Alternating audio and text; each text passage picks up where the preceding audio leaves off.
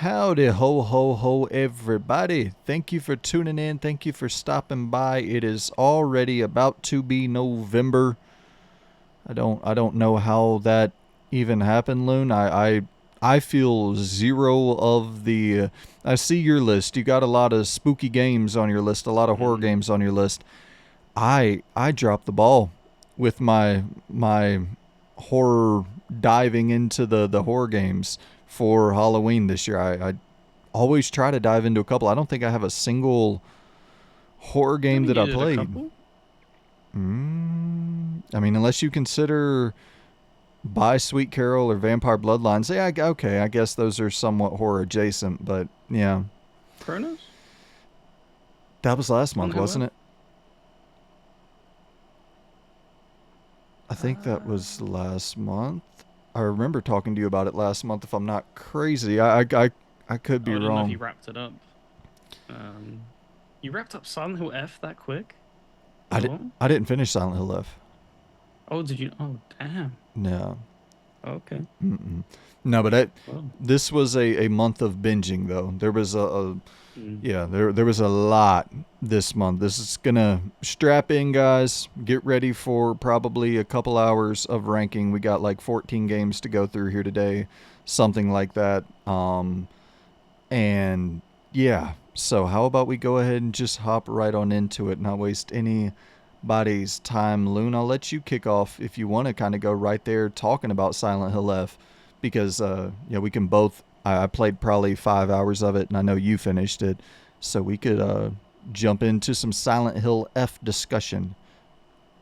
yeah, it was a slow start for me.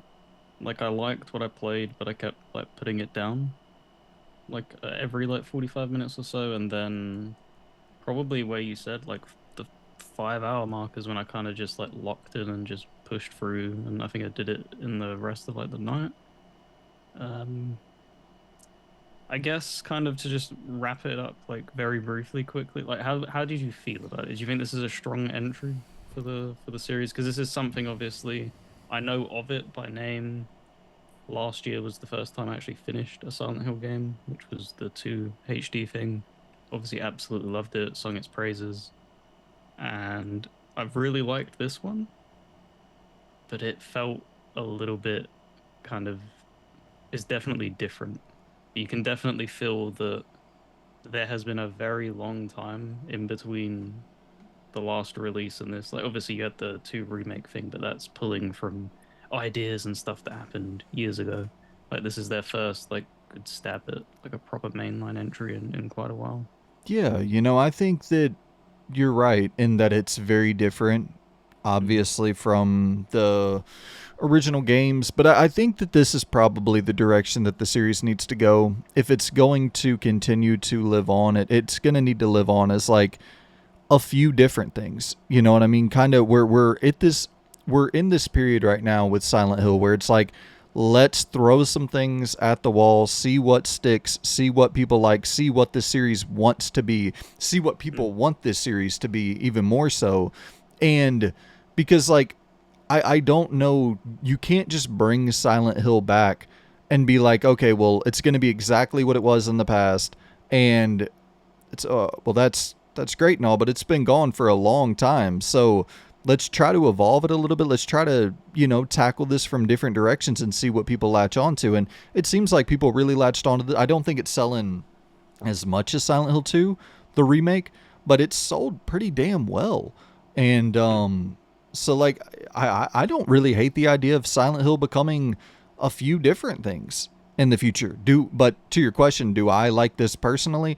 Not really. I would much rather play the Silent Hill 2 remakes and I like playing the game where I think I could have got into this if the melee combat was just a little bit better. The melee combat's really, really, really bad in Silent Hill F. But I love the atmosphere of this game. I love the setting.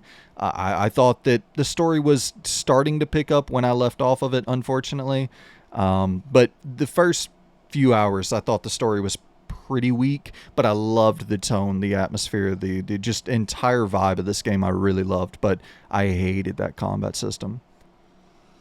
Yeah, it was a weird thing because in the beginning opening hours, Yeah, the combat really doesn't shine. It's kind of stiff in a way. It's weird to have like a feels like Bloodborne-esque dodging and stuff, and it's Yeah. kind of like I think they had people like previewing it or giving like early impressions and were drawing parallels to Souls games, and the Silent Hill team was like very annoyed, it felt like, when they were giving response to that. But like I can understand why Of people were drawing them course. comparisons. You have like checkpoints that are very similar. You have talismans which are very similar. Your combat systems, right? Like you have a stamina meter and stuff. Like it's I can see why, like, when somebody just glazes over the screen and looks at it, they would draw them parallels. So, like, I don't really blame people for kind of coming to that as a conclusion. But yeah, the combat's really abusable. Once you learn Yeah. the parry thing, like, it becomes unbelievably trivial, which was kind of surprising. Especially with that Because slowdown system. It's like, oh my yeah, god. no, exactly, and it's like I get that you want to make the game not frustrating. That's a big thing. Like when a horror game gets frustrating to play, it can take away from being scary and stuff because you're just overtaken by that emotion of annoyance. Right, right. You're more So I aggravated get than that. scared. So I get that, but I think they need to maybe do a little bit of a tweak. This isn't the final product, but at the end of the day, like I said, it's been so long since mainline entry. Like they have to start from somewhere, and I don't think this is like the worst starting point either. Well, Loon, it's like Um, the thing that they could have done was just throw in a normal difficulty. Like to go from, story to hard. It's like, well, there is a in between there, and I think that might have solved a lot of the issue, but yeah, it's I think for me it's just a larger issue of just a personal thing of like I don't want to play this style of combat in really any game at all. So it's not like I can't necessarily hold that against Silent Hill F. Um, but yeah, I agree with you. it's weird though because obviously I'm a big Souls fan and stuff like that. Like these types of combats definitely appeal to me, and I'm fine with playing like clunky ones. I played Hellpoint and stuff like that. When I rolled credits on it, I would be happy to never experience that exact combat system ever again in any game. Like it Mm. just it's the weird thing as well because I don't know how far you got. They add a little bit of like a spin on the combat later on in the game when you're in like the other side world thing that you go to, and like that was cool, but again it's just it trivialized it even further. It felt like it made it even more easy, and it's just like wow, okay, we're going into that. And then yeah, I don't want to spoil it, again, like, the final hour just felt strange with what they make you do. Like it's so hard because obviously you don't want to go into spoilers, and it's so difficult navigating that. But yeah, it didn't feel like a Silent Hill experience in that final hour, and I wasn't particularly impressed by the ending. I think that's also what a lot of people felt come the end. Um, but I believe you can like play through the game Mm-hmm. again and again, and there's different endings, so it kind of unravels a little bit. But that first ending thing, whatever it gave me, I was just like, okay, Yeah. yep, that's credits. So I read Gene Park's review, and he interviewed like a therapist about the game, and they both played it and like talked about it, which I thought was a cool concept. And Mm, yeah, and they came away with it after like playing the different endings and all that of being really wowed by the story. So it does seem kind of that near automata thing of like mm.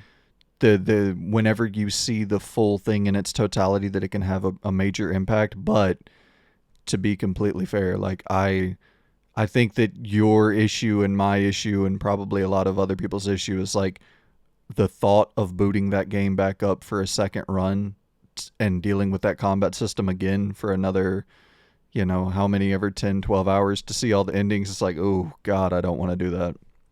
And that's the thing. I'm glad you drew that like Nier Automata like example thing because when you replay Automata, it changes things as well, and it also can just it pushes you forward a little bit at times. It doesn't make you play literally the entire section. Sometimes it like, yeah, we'll shave like 20 minutes off here and stuff like that. Don't know if that does that for Silent Hill F, but it's the type of thing as well. Like you said, you're like the thought of going through and playing the gameplay again Mm-hmm. is like, and what was disappointing is that they led up to in like between the 5 hour mark to that last hour. Like it was getting interesting and building intrigue and stuff like that, and then it kind of dropped the ball at the ending because that's also another big difference with Nier is that it lands the ending to make you want to play more endings. Like it was a Mm. very lackluster ending to. I get that you want to kind of leave things open, but that's a game that does it exceptionally well to make you be like, I want to know what happens next. Whereas it's like, oh, I'm fine with not knowing what happens next. The Silent Hill F. Yeah. Yeah, I'll probably look it up online to see the full scope of all the endings and but yeah, I tend to agree with you, man. I don't necessarily have a strong urge to return to Silent Hill F. I don't think that's unfortunately I don't think that's going to be a game that I ever roll credits on. I'll just look it up online to, see the true ending or whatever the case. Mm. But The I psychological parts of the game, though, that it tackles are really good. I will say that. I will give it like credit. It's got like really tough, like body horror moments as well later on in the game. I felt. Um, is there English voice acting? mhm. Okay, because I played with the Japanese. I didn't know. I couldn't remember if I toggled that on by like purpose or if it's forced. I know some games have come out recently that forced that. The Japanese voice acting is incredible. I don't know how you felt about the English Yeah, it voice was really acting, good. Really, really so good. that's good because that's kind of the thing of like sometimes it can be a bit spotty and stuff like that when you're trying to convey such a powerful, deep story like that. Maybe they don't get it like the delivery nailed, so it's good to hear that they did that. That's another thing, Loon, like we were talking before we rolled about the Game Awards this year. Think about that category. Goodness gracious, best voice actor of the year. Mhm. You're talking about obviously you have Expedition 33 cast that you can go through. I mean the dude from The Alters who voiced like 700 different versions of himself with different personalities and like goodness gracious, man, what a Henry from Mhm. KCD? Like are you kidding? What a stacked year for just trying to pick a damn best voice actor. Crazy. Yeah, it's getting very very tough because you'd have not to throw them under the bus. Obviously, they do exceptional work, but it felt like for quite a while, it felt like Troy Baker and Mm-hmm. Nolan I'm North. drawing a blank. That's it, Nolan North.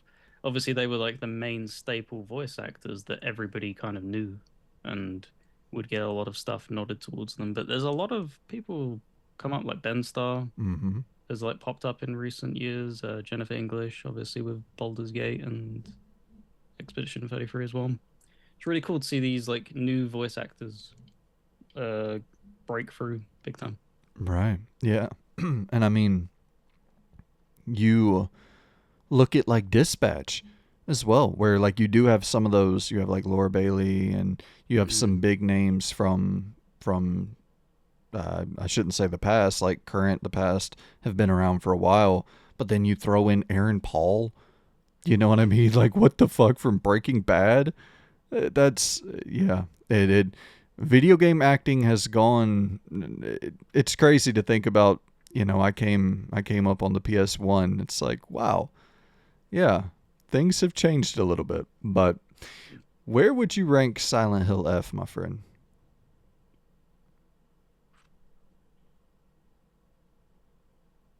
I think because obviously we have to be quick with explaining it. There's definitely a lot more positives I feel about the game. Um, Probably B. Yeah. I wasn't disappointed with it at all. It's just one of them things where, like we said, happy to just leave it at that. Like I'm happy to never revisit that game ever Hmm. again. That doesn't mean it's a bad game. It's just I'm happy to leave it at that. Yeah, no, I mean, you liked your experience. You had fun with it. The story is great. Mhm. The voice acting is great. Combat's a little meh, but like overall, a worthwhile experience. I think that's totally B tier worthy. Okay. Well, Loon, I guess I shall talk about a game I have played. And you know what I really want to talk about right now? Because this is one we've both played as well. Vampire the Masquerade Bloodlines 2. You You know? finish it? Yeah, I finished it last night. I I've not finished it yet. boy oh boy. I I I have thoughts on this video game, man. I certainly have thoughts on this video game. Many do apparently. It's very polarizing. Yeah, Um, it's it's a I think it's a really cool game.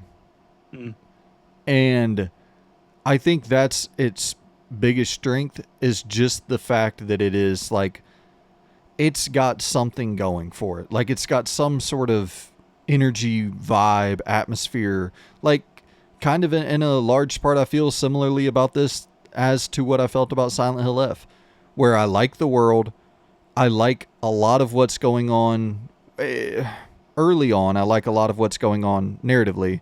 I think the side quests in this game are fucking horrendous. Like, do not play. I mean, do whatever you want to do, but like, if you value your time, don't even touch the side content in this thing.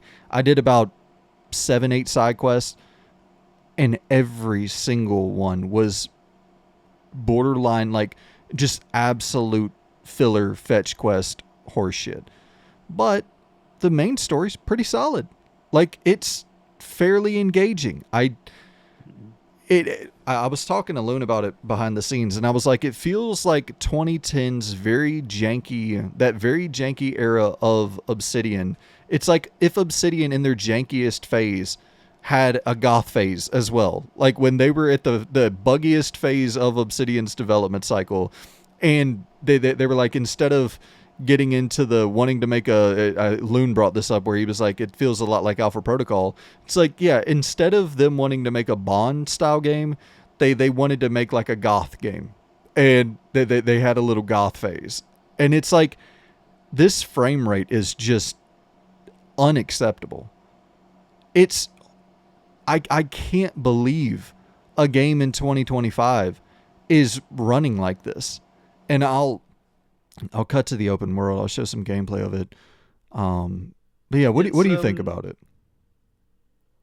it's why it make like this is gonna sound potentially harsh, but it's why it makes me laugh when people turn around and say like, gaming was always great before than now. And it's like it's captured it feels like such a similar case that of like what Duke Nukem Forever felt like. Like it's been in development for so long. There are ideas that you can see had taken place so far back that have just remained in the game. And then they've passed it around, they finished it, but that stayed in the game. So that's an idea from say, 2012 is still floating around in that game, and you can feel it. Um, and as well, like the optimization is just terrible. Like every time, like this is the thing that you take for granted now that I don't think people remember as badly. Auto saving on consoles used to freeze your game for most games, and that's what happens in this game. And Yeah. it was like, holy shit, you still have this? What on earth is going on? Um, every time you exit and enter a building, it kind of just stands there and thinks about it and is like, what does the inside of a building look like? Oh, there we go, there we go. It has to like think about it for a moment and then deploy the stuff. But yeah, and it's so unfortunate as well because it's not an ugly game, really. Like No. the world is really stunning, and it's just again the thing of just weird optimization because you can what I ended I don't think I said this to you. I think I said this in the Discord, but it feels also very much like Ghostwire Tokyo in its when you're out in the world and stuff like that and traversing with it. It just feels more speedy in its pace because I don't know if you think it's left bumper. You can do like a super sprint. Mm. Like you can get so much speed in this game, and the game doesn't chug when it does that. But when you're going in and out of buildings, and then sometimes It does. It's very weird of like the inconsistencies of its performance issues. But yeah, like it's a joy to like jump across the rooftops and everything. Yes, They've nailed that so much. It's just unfortunate that you can do like the Spider-Man thing, where you can do it for your own pleasure and enjoy that. There will reach a point where you obviously want to move on from doing that. But then when they give you side quests, as you said, which would incentivize you to go and do that, it's just holy shit. It feels like they're not even finished. Like you said, it's just the most basic level of basic side quest of run here and deliver the package. You literally. arrive, you have 5 seconds of dialogue with that character, and then it's done. And it's just like, oh well, that's that side quest done. On to the next one. Because that's what ended up like tapping out with. Like I'm gonna go back and finish it. Of course, I obviously love the IP and stuff like that, but I was like, yeah, I think I'm gonna take a little bit of a break. End up booting up Lies of P instead, and much more enjoying that. Well, dude, Because yeah, that side quest stuff is just terrible. yeah. So, and like you, it's a lot of Dead Island 2 energy as well, where you feel the hell that this thing went through in development, where it has so many Mm. different identities baked into one, where you do feel Chinese room esque, walking sim esque style gameplay all throughout this thing. You do feel the heart of like wanting to be an RPG in this game, but then it lacks the depth of like what you expect from a Vampire Masquerade Bloodlines one, like what you expect from RPGs with real depth and systems and like actual agency in the plot. Like it doesn't really, it doesn't have a lot of that. You know Mm. what I mean? And like I once again, this is another one that I will go back because I just finished it last night. I'm gonna go back and see how the different endings can play out. But like, very rarely throughout my time playing this game and like making the different choices and stuff did I feel like my choices had much of an impact on anything. Like, I don't think that any character. I think the characters who betrayed me were gonna betray me regardless. I think the characters who stood with me were gonna stand with me regardless. And like, I don't know, that's not all that satisfying. So but I need to. I'm not certain about that, but I definitely like there was one time where the game crashed on me, and so I had to go back and make the same choice that I made. And I was like, well, you know what? I'm going to try a different dialogue choice here to see if anything different happens. And nothing different happened at all. And I was like, well, okay, that is a bit of a bummer. However, like you said, this game can be very fucking fun to play. And like some of the gameplay, the further along in the game that you get, is like the upgrades and stuff are dope as hell. Where you can literally teleport right behind the enemy, drain their blood, have an ability where you press like L2 and circle and immediately dash to a wall, and you're like just sitting there draped up on a wall like a fucking gargoyle. And there's like you have one where you can throw out these mass fucking you're throwing out a bunch of daggers, these blood daggers simultaneously. You can implode enemies where you just make them, you turn them Mm. into a ball of blood and they just erupt. Like there is some fucking fun ass gameplay that takes place throughout this thing. And even the hand-to-hand combat can be kind of fucking fun unless you're surrounded by enemies with a bunch of weapons. Oh, I was about to say that the tracking is terrible Yeah. when you're surrounded and stuff. The amount of times I was getting into like fights and you're just punching air because it's freaking the hell out.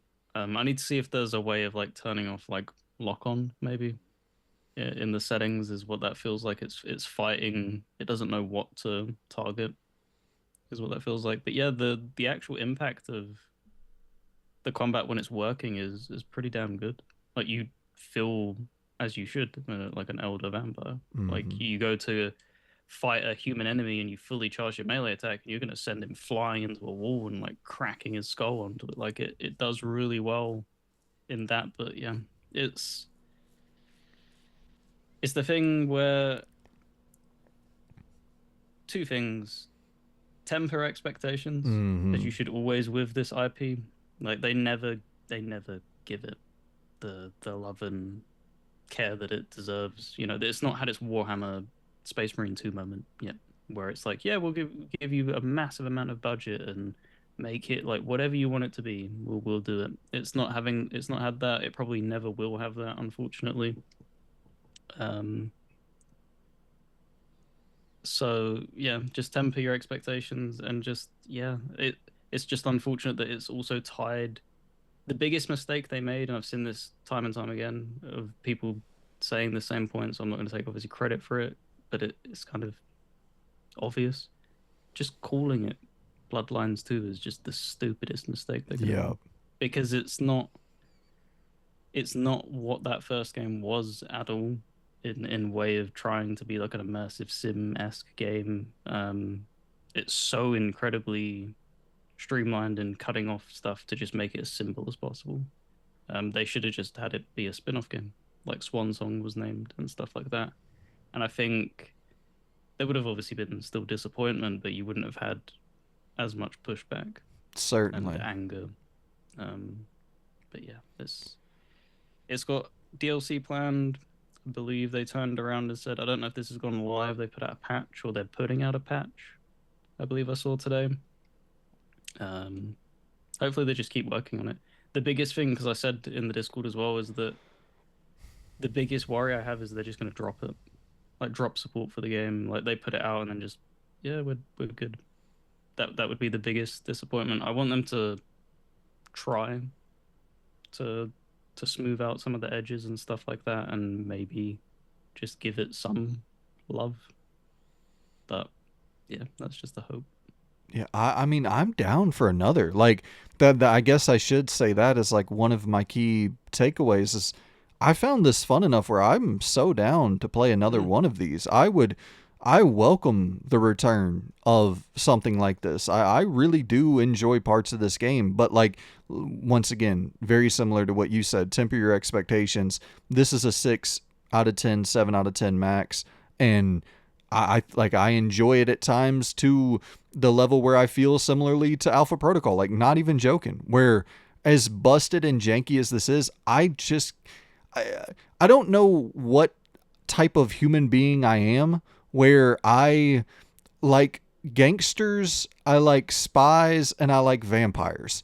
I don't know what that fucking.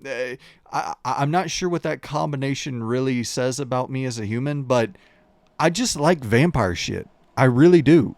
And I like the Mm. vibe of being a fucking vampire in a vampiric world and having vampire fucking diplomacy, and I dig that. Well, it's just that, isn't it? You very heavily like the like you said, the diplomacy of like Kingdom Come 2 and stuff like that. Like, when it's in the downtime and stuff is just playing out, people are being smart, and it doesn't have to be all action. Like stuff can move ahead without there being anybody having to punch somebody or whatever. Like sometimes because you get long stretches in the game where you're Oh, just talking to hours. people, Hours of and just it's talking. so interesting to learn about that because you have your other side of person where it's a Yeah. detective game. It's not just a vampire game. Like you're playing a LA Noir light. It's like the lightest of LA The Noir light. lightest.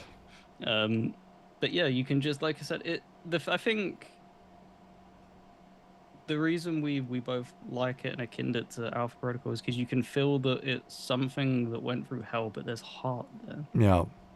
That like this isn't been made to satisfy a quarterly return thing. Like they genuinely wanted to make this game. You could feel it. Like there's a good amount of respect to the lore, and they wanted to tackle something different. It's just unfortunate that it went through what it went through, and it's kind of come out the other end very anemic, ironically, for being a vampire game. And I will say, like, I don't know how far in you are. How many hours have you put into this yet? I did the first boss fight where you meet one of the main factions. Okay. Um, and I did two or three side quests after that. Got you. Okay. So What I will say, in my opinion, is that detective shit is cool at first, and then by the end of this game, you were like, oh my god, this is the most boring shit ever. But like you're seeing on screen for the viewers, dude, you can fucking telekinetically pull people to you and then just dagger through them. You can pick up bottles and pool balls with your telekinetic force pull powers and then push them back Yeah, at enemies. you can pick up guns. Did you ever do that? Like Yeah. that's so satisfying. Like the first time I did that, and I was like, "Oh, that's really cool." The way he Wait, like holds up the shotgun and it's floating there, and it dumps all the shells all at once. It was like, "Oh, that's kind of cool." wait till the end of this thing, Lone. You're gonna have your fill with picking up weapons and shooting them at my. Oh, Jesus Christ! There's a final section of this game where I, I'm probably being hyperbolic and exaggerating a little bit, but I felt like I spent 5 minutes straight just grabbing guns and firing them at people, and it is fun. Like the entire time, it's fun. Mhm. I think the combat in this game is fun. However, to your point from earlier, if you are in a situation and there's like a couple people shooting at you, that shit is frustrating because you will get killed so quickly. And it's like it's one of those things where it's not a hard game whatsoever. But there's times where it just freaks the fuck out. And you know, a few shots and you're pretty much dead, but you feed on people quickly, get your health back, and so it's not like the end of the world. You'll get through it. But yeah, it can be a little bit unbalanced in many areas. However, I really enjoyed this thing, so it's going to be tough for me to like I don't really know. You know, objectively, if I was to rank this objectively, I think I'd put it in the D tier. I don't think I can do that though from a subjective standpoint. I'm going to go C tier. I I just like being in this world too much for me to put it in the D tier. I would not have finished it if I thought it was, you know, it, I know it's not a good game, but if it was truly like god awful, I think I would have put it down. But also, once again, how much of my own bias of just liking vampire shit is playing into this? So yeah, it's Okay, but I'll counter that very because you never finished Swan Song, right? but that game was literally broken. No, but that's what I'm. No, but you were saying how much is that being carried by it being a vampire game? That was a vampire game. So I was gonna I finish think, it, but it broke on me. I was like 10 hours in, and it just completely broke. man, Swan Song. What a game. Um, yeah, we have the don't finish ranking, or is it just the normal rankings? Oh Jesus Christ! I didn't even remember to put those in there. But That's fine. Like, I'll just say it. I'll just say it. Um, being a fan of the IP, I would put it in B at the moment oh for wow, me. okay, Like, but this is the thing of like, I knew kind of what it was going to be. It didn't shock me that it's in this state, as it has many other people. I watched Mort's early impressions and what he was talking about. Everything they showed us from every preview and you could see what it was shaping up to be.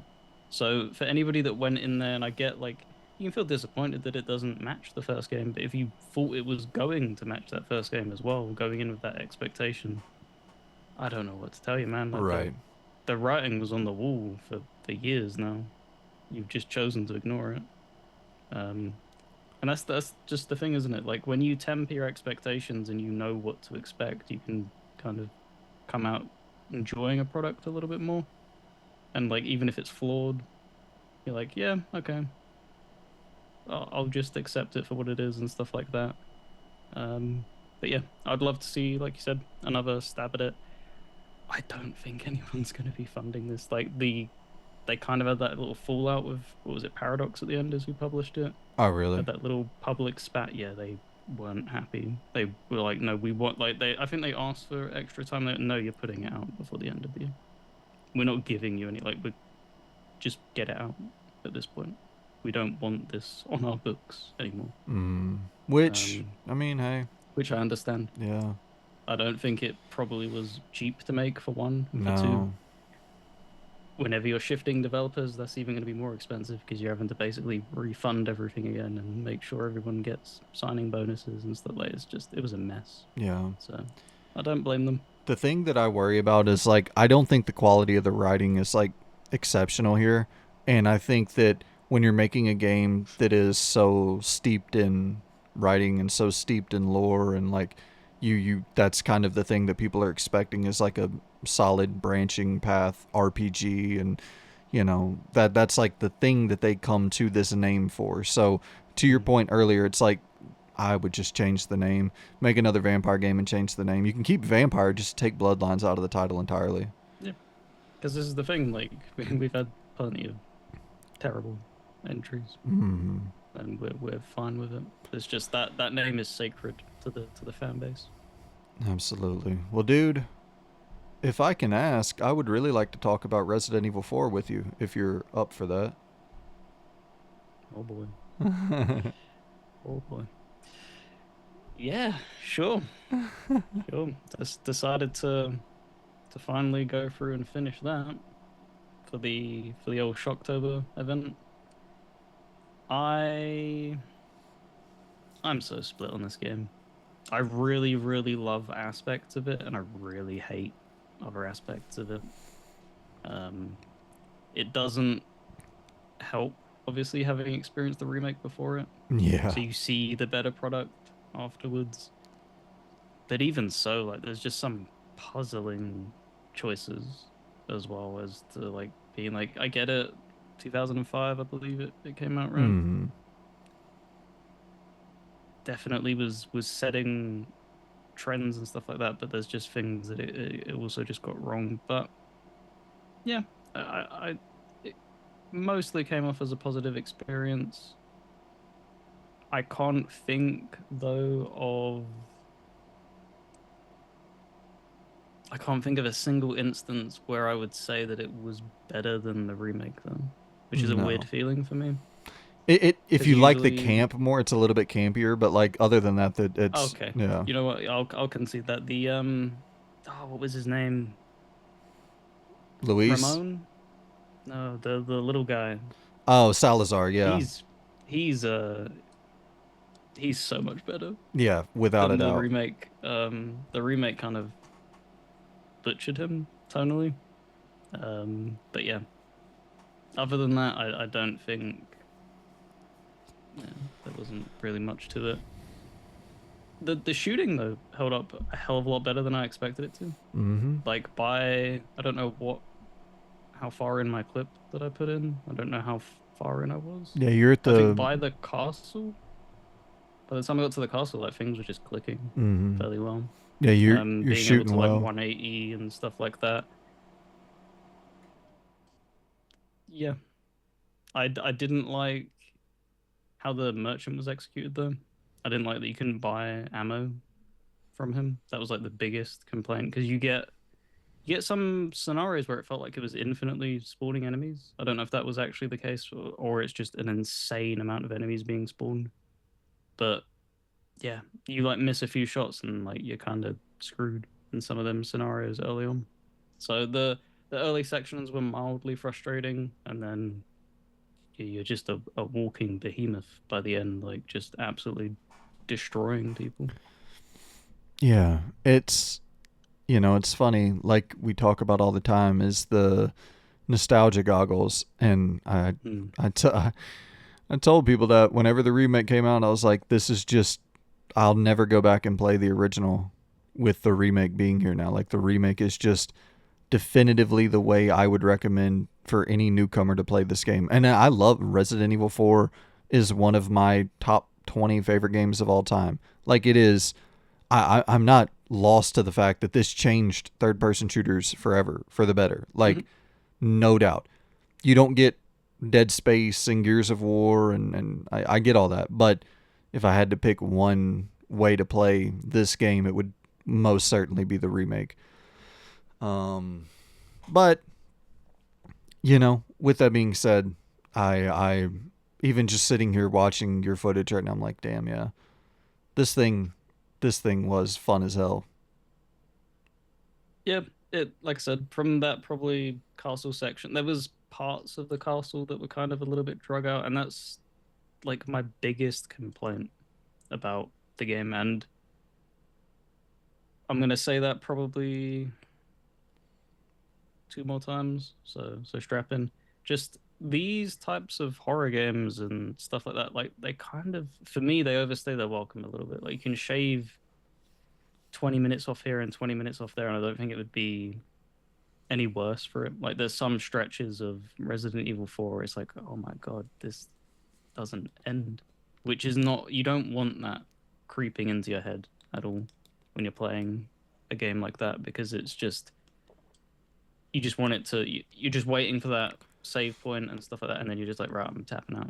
That's not how you want to end a session with a game, which is what I did end up feeling. There's certain set pieces which were just, they just didn't feel good to play at all. The bulldozer section Yeah. with Ashley, just like, what are we doing? And that's the this thing. is Like Ashley's this is design, insane. dude, of like how handholdy you have to be with her in the original, and like, dude, that is fucking miserable. The escort shit with her, that design is terrible, man. And yeah, nostalgia goggles. You go back, you play that remake, and they pretty much smooth over all of that. You don't even have to worry about Ashley's dumbass. And then you go back and play the original, and you're like having to guide her everywhere. Oh my god, dude. Yep. Or sticking her in a bin where she deserves to be. Yeah. I will say though, regarding Ashley, the only like really positive thing, and it kind of shocked me that they even thought about this, is that she sticks to you really damn closely, and they take that into account, that when you're aiming the gun, she immediately ducks, kind of Yeah. thing. Like that would be something that I would have expected. Like every all the clunk that is in the game, but that's smooth as butter. And I was like, Mm. okay, okay, that's interesting. Um, but yeah, Yeah. I that goes in the same pile as Silent Hill F. I never ever want to touch that game again, ever. In the 2005 version, Right. at Yeah. least. Yeah. It's once again, you and I have brought this up a million times, but nostalgia is only really going to take you so far when revisiting a game, and that's why you hear a lot of people say, I'm scared to go back and play X, Y, and Z game that they Yeah, loved from their past, because I'll be straight up, I played RE4 um last year, 2 years ago, when RE4 remake came out. I played the original, and I was like, I I didn't even finish it. I got like halfway through, and I was like, I have no desire to continue playing this. It's just it. You gotta take yourself back to the time and be able to appreciate that time, but also live in the present and understand that now is not that time. And like you, it doesn't diminish the fact that you felt that way about the game when it came out. It yeah, was a fucking game changer. Whenever I played it out, my mind was blown.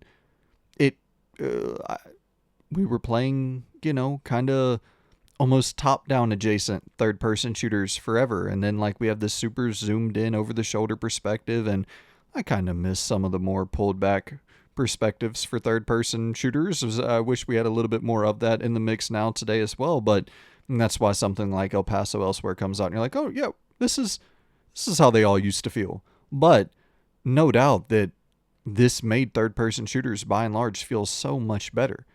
And yeah, I loved it back in the day, and I still have so much love for it, but it's just not the version of this game I would want to play now. yeah. I enjoyed it more than I thought I would have. I was worried that it was going to be one of the titles that I skipped very early on, but I did see it through to the end. I didn't do Ada's stuff. I think it has a Mm-hmm. extra bit, right? Yep. I didn't end up doing that. I didn't play Mercenaries either. But yeah, finished the campaign thing, and it was a mostly positive experience. Well, my friend, on my list I have Dispatch, Ninja Gaiden 4, Ghost of Yotei by Sweet Carole, and Sly 2. Which of those do you want to hear about the most? That's hilarious. Let's go with Sly 2 because I know why you picked that up. You fell into the trappings that everyone else did. You're Well, like, hmm. after Yotei, yeah, Because yeah. they mentioned it, right? About talking about making a Sly game and saying that they're a one game studio, right? Yeah, so they were talking about, Ben Hansen from MinMax asked Nate Fox, I believe, from Sucker Punch, what the future holds for Sly Cooper. And like Nate Fox said that 90% of the staff wouldn't want to work on Sly Cooper, something to that effect. I'm paraphrasing here. And I was like, oh, damn, that is, I guess you don't really think about that, right? Where Mm. you need the staff in place who wants to work on the thing, or the thing that's being worked on is going to suffer greatly. And so, yeah, anywho, it's, Sly Cooper 2, I jumped into it because I played Infamous 2 earlier this year, one of the greatest games of all time. Played Ghost of Yotei, one of the greatest games of all time. And Sly Cooper 2 is also one of the greatest games of all time. It's like, I think this studio is unbelievably underappreciated. I think they make just god tier video games. And it's Sly Cooper 2, jumping into it is like, you know, I understand people when they say Astrobot didn't sell all that well and platformers on PlayStation don't sell all that well, and that's true. However, Sly Cooper 2 is just a heist game.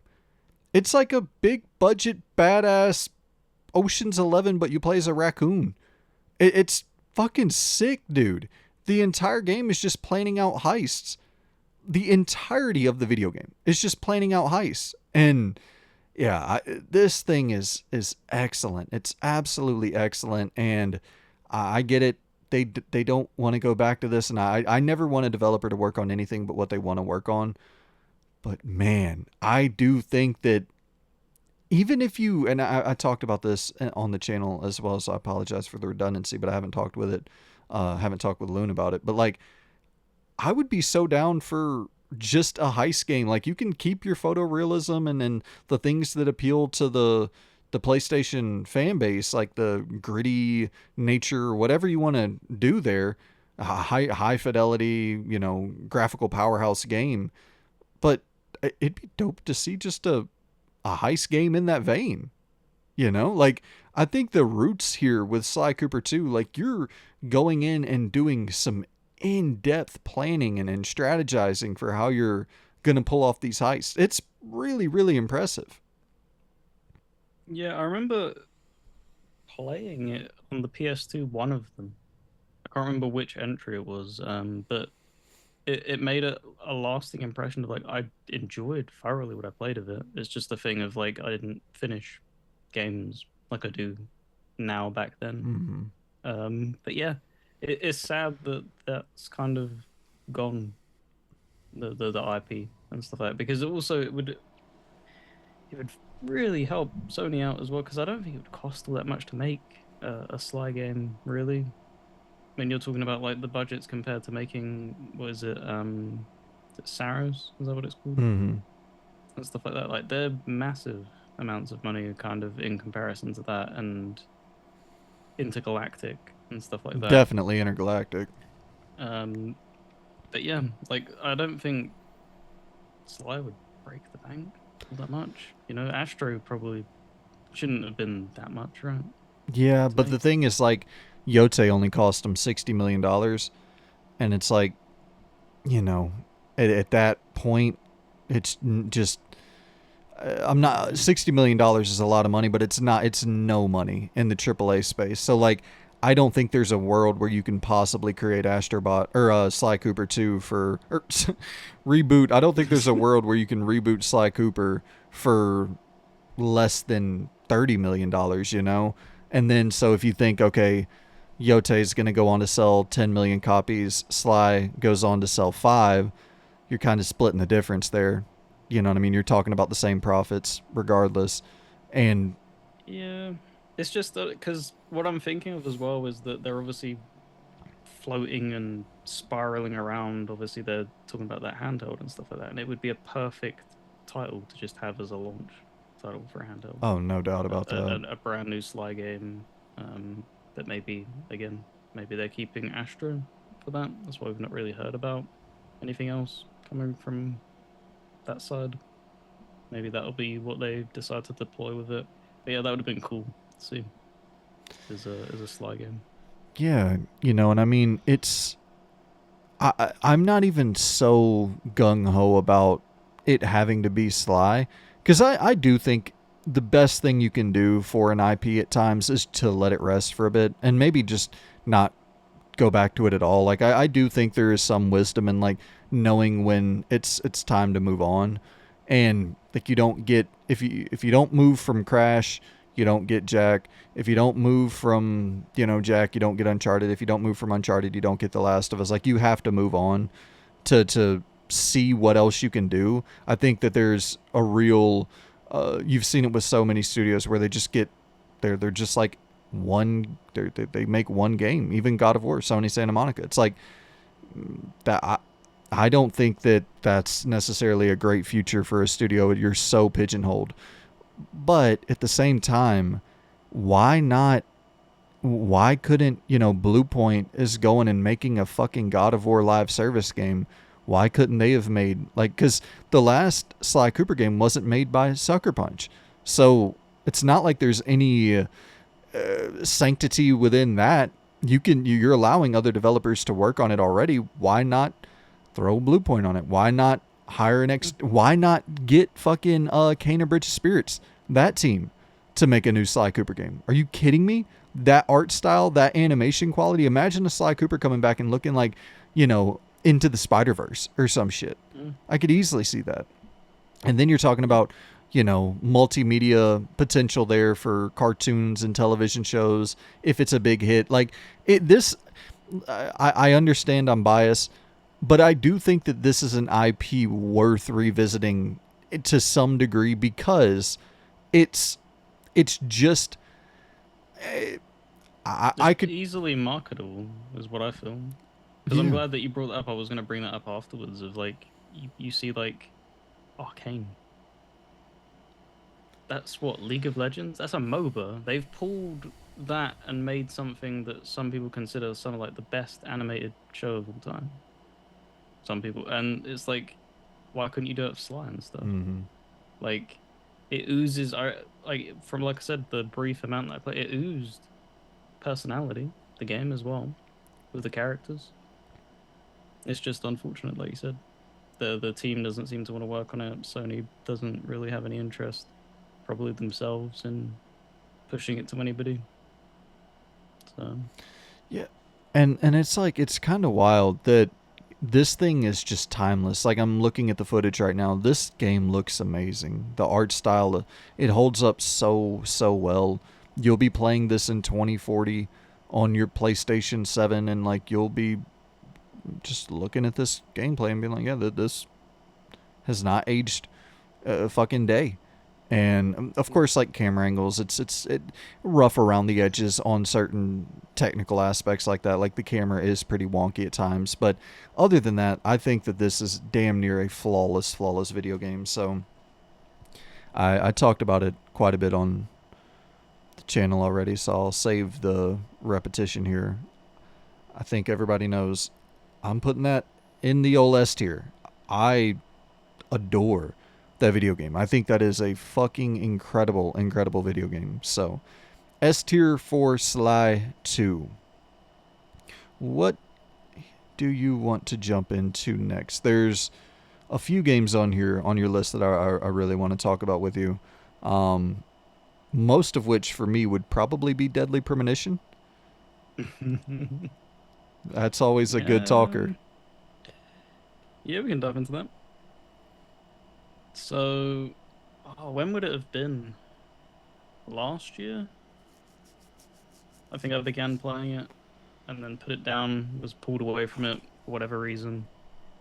And I think when I got pulled away from it, because you asked me if I think I finished it, if I finished it last year, and I was like, no, but like, I think this might be one of my favorite games of all time, like at the time. And it's still, I finished it, and it's just like, this is so unbelievably badly designed in so many areas, but I Hmm. can't help but love it.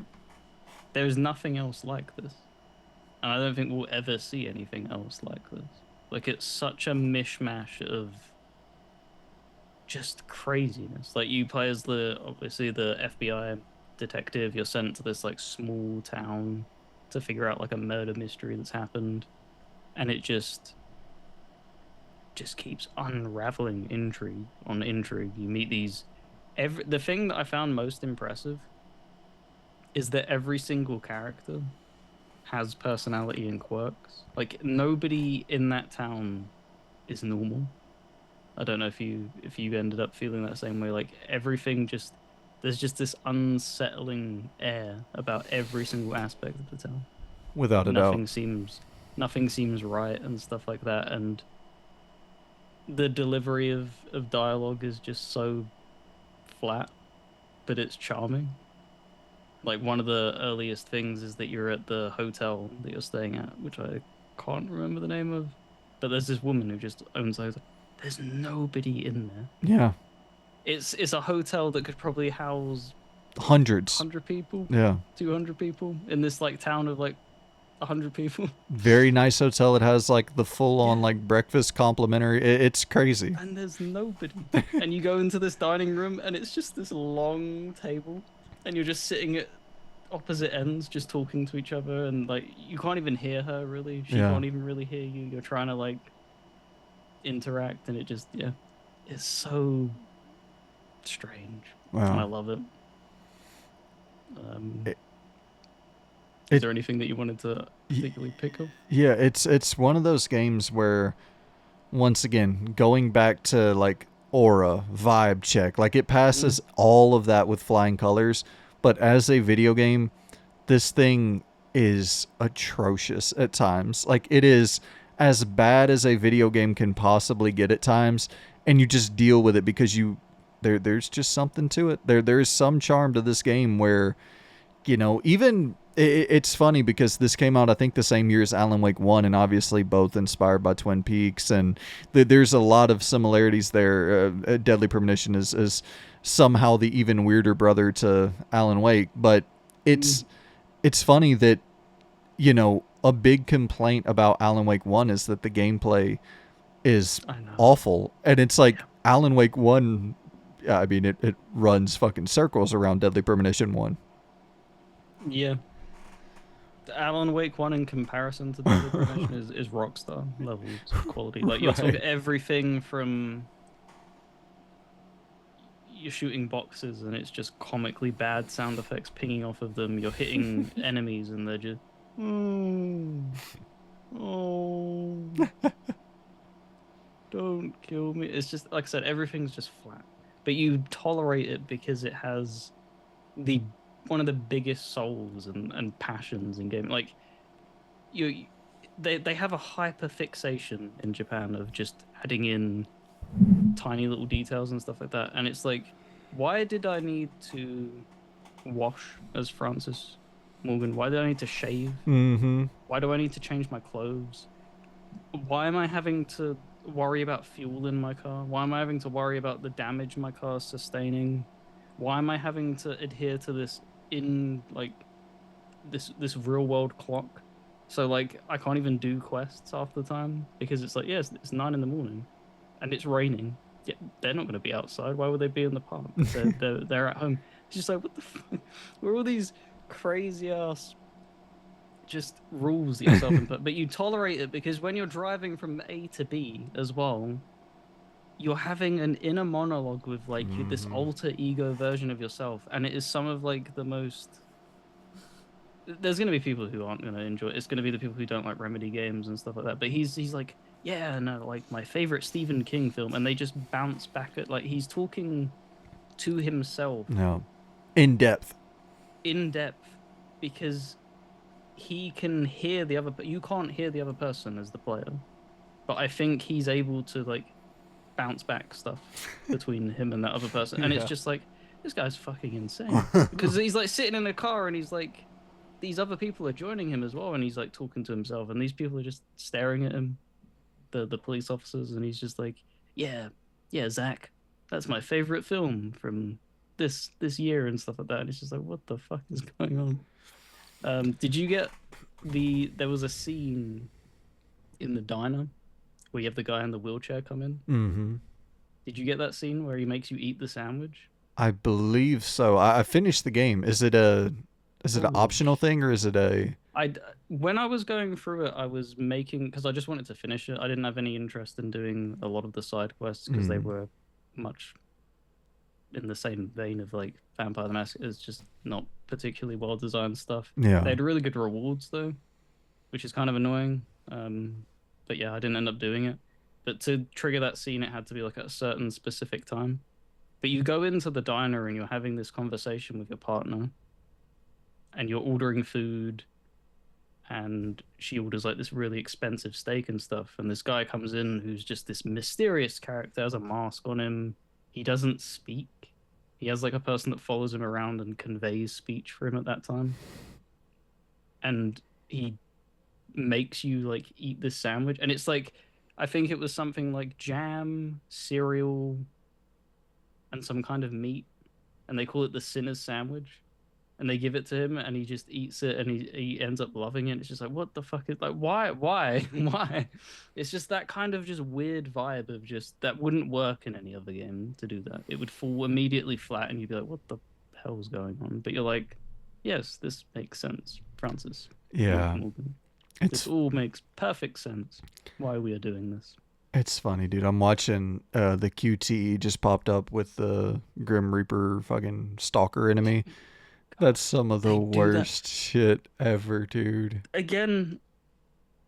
It's a game that suffers from repetition, but I don't hate it when it Right? happens. It's so bizarre. Like they're so shitty design. Like you every single time you go into these areas where the monsters begin to spawn, it's the same outcome every single time. You go in, you do your little detective work and stuff like that. You're finding items, and every single time you have this terrible quick time chase sequence every single time, but you just tolerate it. And it's the work. The thing is, it's not even just like terribly designed in like as a set piece. The controls are woeful. Hmm.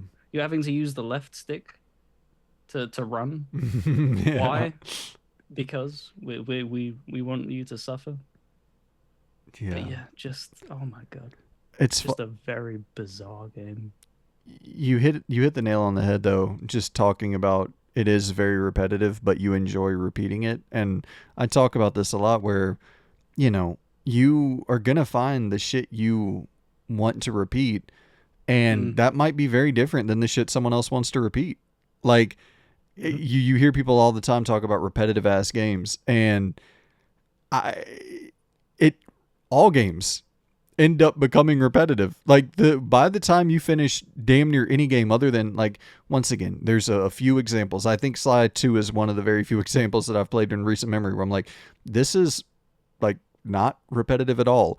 Silly Polybeast is a game I'm playing right now, and I'm like, damn, there's a lot going on in here that is very not repetitive. It's doing a lot of different things, but there are so few games that are not repetitive. Jade Empire would be another example where it's like there's a lot of weird moving parts in Jade Empire, but like how I can hardly think of any games that I wouldn't describe as repetitive, and even those games have elements where it's like, yeah, a lot of different, you're doing a lot of different things, but you end up repeating a lot of those different things that you're doing. And honestly, Deadly Premonition is kind of weirdly a good example of a game that really isn't all that repetitive if you look at how many different things it's doing. But Oh yeah. It's just yeah, because the moment it gets like that chase sequence, it gets stale in most other games. But the thing is what that's followed up by is just an incredibly weird cutscene mhm, that yanks you back in. Like you have to sit through like a 2 and a bit minute cut like chase scene, and you're like, all right, you're having to do quick time events to dodge, and it's like, all right, this is bad. And then you're back out there, and then it's just, oh, I know why I'm tolerating this. I remember why I'm tolerating this, and it's because this is some of the weirdest mystery I've mhm, ever had in a video game. I don't want to see it through to the end. And that's exactly. something that I don't think Silent Hill F did as good is this? It's weird because the weirdness factor for this game remains at 10 for the whole thing. Like even when things begin to start showing, because you finished it yourself, right? Mm-hmm. Yeah. I couldn't have foreseen that that would have been the way that that ended. Right. What on earth? Like, not gonna even remotely hint because it's like even if I said it, you You wouldn't wouldn't. believe me. Yeah. Like it's like what?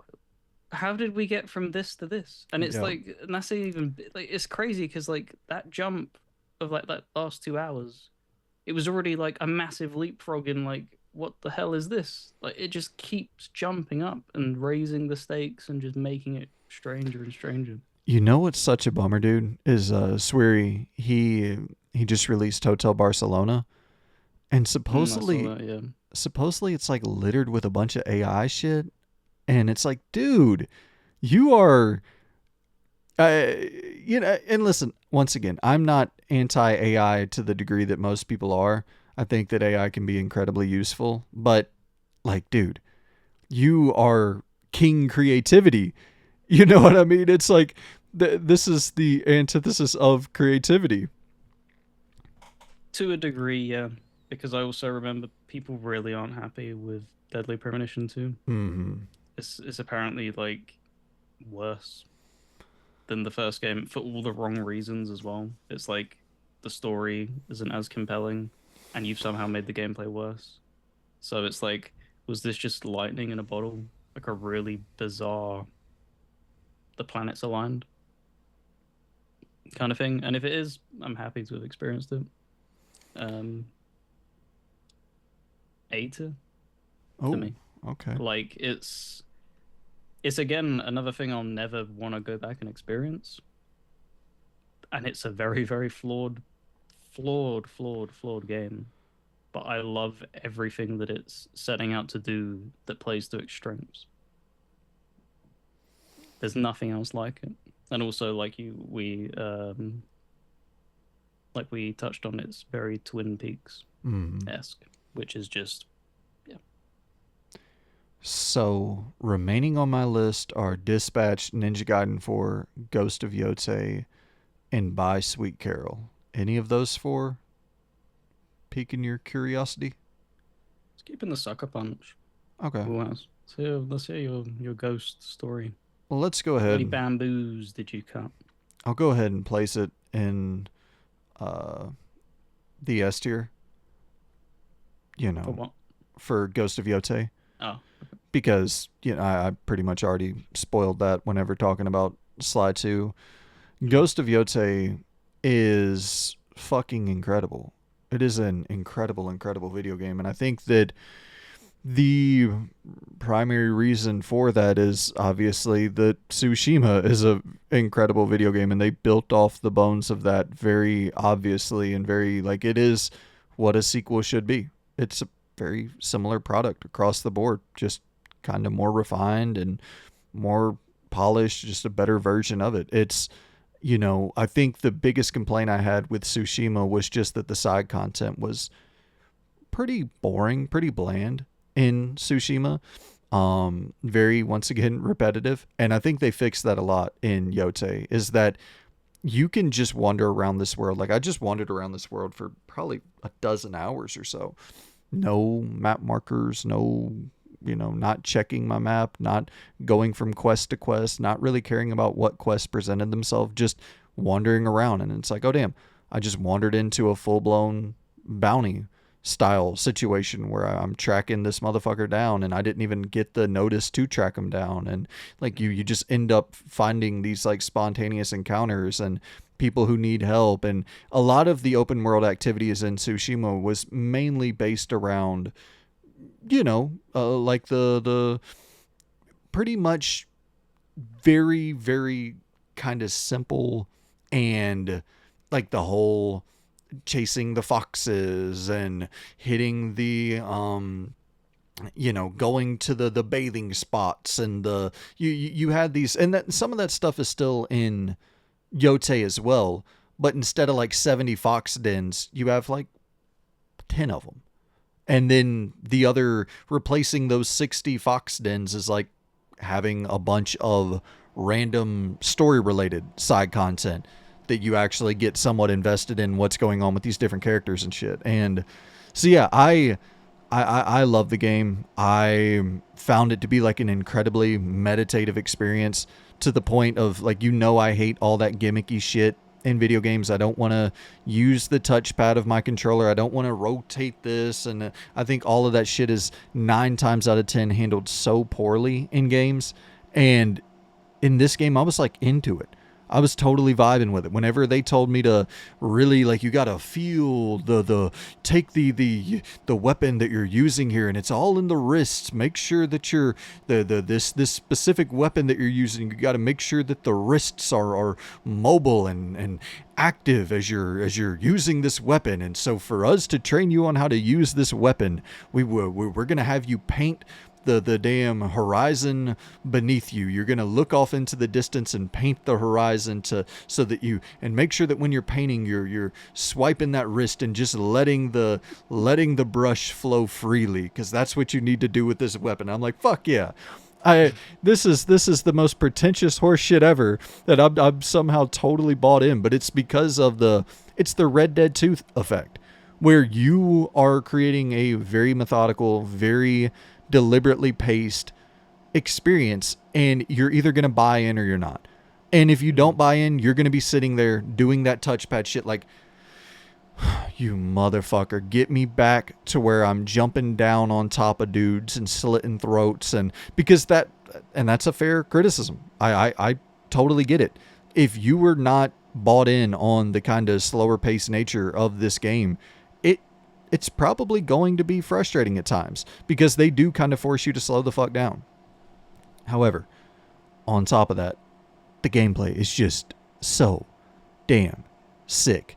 You got a bunch of new weapons added into the fold. You have firearms added into the fold. I just think everything about the gameplay is I think I put like 47 hours into it. From hour 1 to hour 47, I never got tired of playing this thing. And it felt like around every corner as I was trying to go and master my weapon, and like I was finding some new ability, some new, like, oh damn, now I'm Spartan kicking enemies off of cliffs, and now I'm spawning my wolf at any time I want to, and that creates a new dynamic in battle. And oh, now I can, my weapons are flammable, and I can spark these bitches up, and I got these throwing stars, and I'm catching them on fire and throwing them at enemies, and then they're setting ablaze, and then the enemies around them are catching on fire, and there's just all this cool ass shit that keeps the gameplay feeling fresh and feeling fun. So yeah, man, I dug the shit out of it. It is certainly one of, if not my favorite game of the year so far. Oh, nice. That's good, because it was a little bit of a worry, obviously, with the early showings kind of felt like they were leaning into like an Assassin's Creed mold thing with the go tackle whoever you want at whatever point and stuff like that. But it feels like what sounds like they've executed it well enough for you. Yeah, it's, to me, I mean, I think oh shit, for some reason my gameplay froze as I was trying to skim through it. Okay. Yeah, they absolutely, because that was the thing of, I was worried going into it where I did not end up liking Shadows at all. I just found Shadows to be, narratively, man, like I could not fucking believe the quality bar, how significantly it dipped. Like, I was bought in early on with Shadows. I was like, oh fuck yeah, you're trying to tell a story here. And then it just seemed like so quickly it devolved from that into filler, fetch questy, very boring shit with horrible presentation. And I was like, how did this happen so quickly? And that was the thing with Yotei, is I never really felt that. Like, I felt that they just kind of consistently kept the quality bar up with the narrative throughout the entire experience. And even though, I will be completely honest, there came a certain point in the story where I don't know, I shouldn't say, but yeah, I guess a little bit underwhelmed by a couple of things and just how predictable it would become. But at the same time, like, with Shadows, it was a thing of not the predictability of Shadows didn't bother me. It was just the fact that it was presented like a double A game. I'm like, if you're gonna try to tell me the story, then at least fucking make it look decent, you know. But yeah, overall, I think the story was really, really good in Yotei.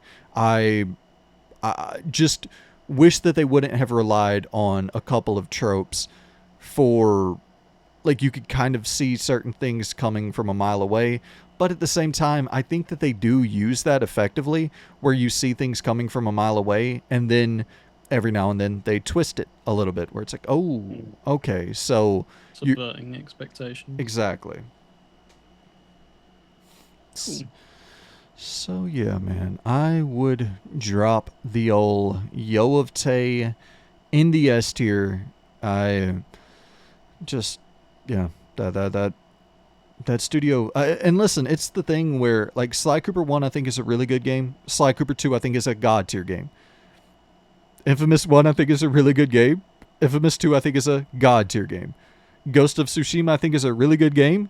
Ghost of Yotei I think is a god tier game. And it's like, that's they just, they do really well with sequels.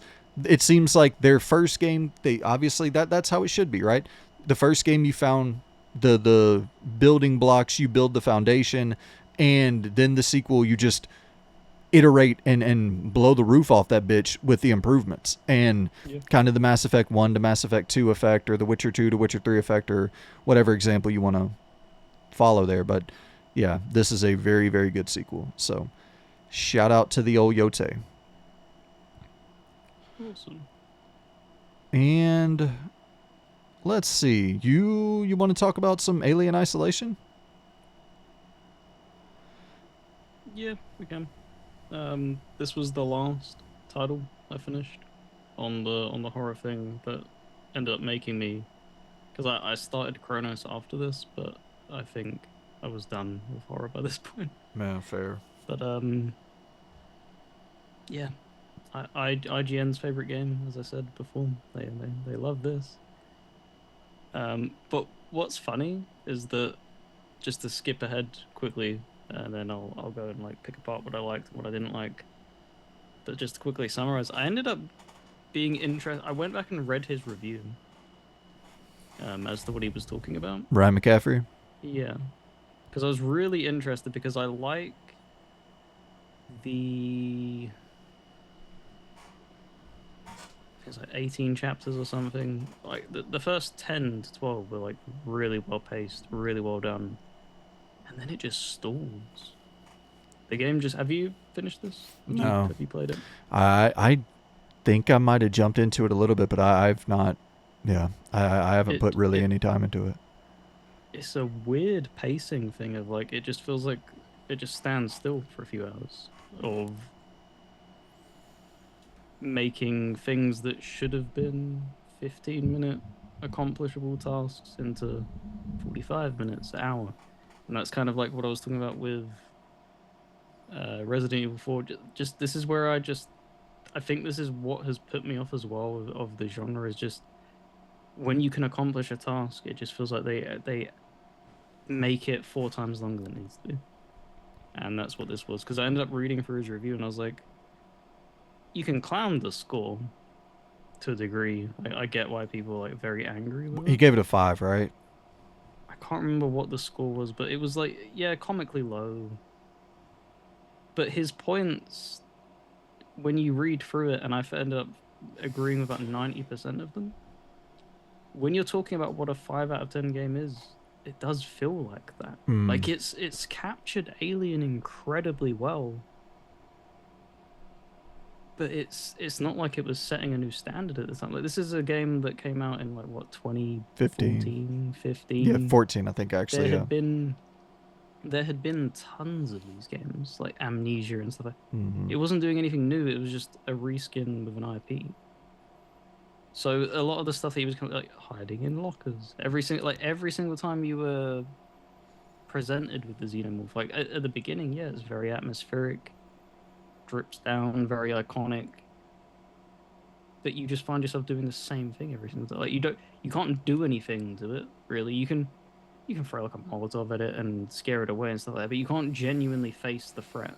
Like I get it's a survival horror game, but that what that ends up happening is with the game being so long, you know how to deal with it. It isn't threat. It can be an annoyance at times, but you know how to game the system. Um, and then just yeah, the Android sections are terrible.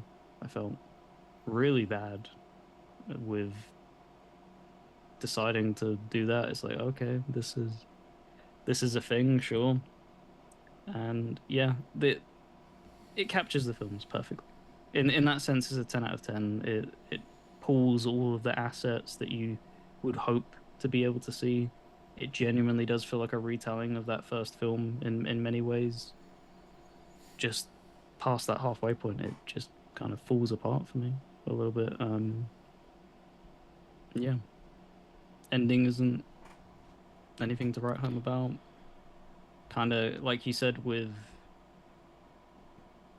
what was it you said about Vampire Masquerade? You can just see where things are going, and that's kind of Mm. where that was going. It was just like, oh well, yeah, this is kind of obvious as to what's going to happen, um, and it's just when you go to set a task for the main character, and then it fails, and then fails again, and then fails again, and you've done that 5 times. It's just like what to me that's not good storytelling design. That's like unbelievable levels of like you've really this is unbelievably bad. I get it's like a really terrible situation that they're in, but like nothing is going right. Like you have to give like a little bit of hope here and there, Yeah. and they did that in the beginning. There's like a few little nuggets and stuff like that, but just for like a 6 to 8 hours, it just seems hopeless. It's like I don't even know why she's still doing the things that she's doing. There's nothing really propelling you forward other than yeah, like obviously basic human survival instinct, but it is so hopeless.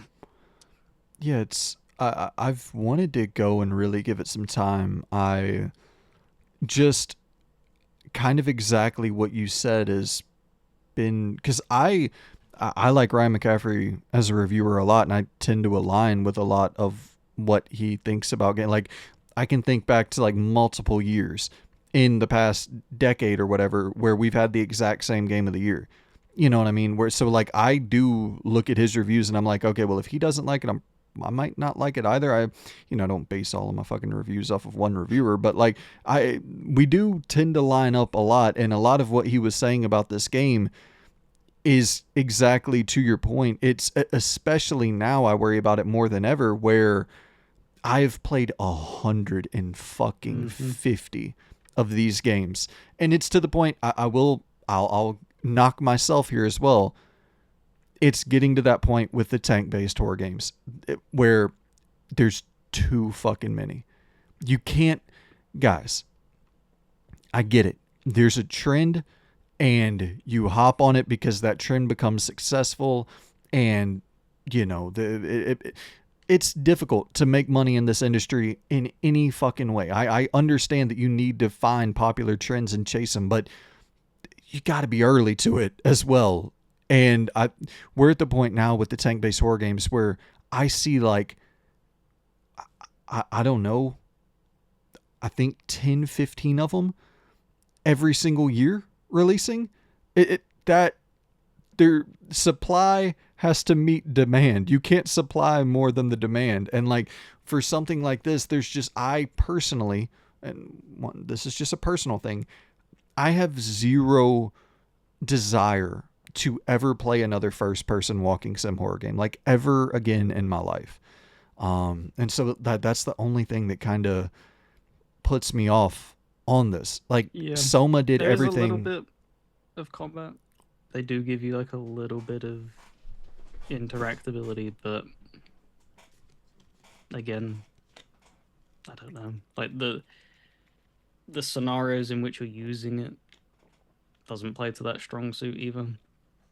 And then just to quite quickly just jump back to his review, I wonder as well if this is seeing that level of backlash is why we see So many them just sevens. play. That's what I was about to say.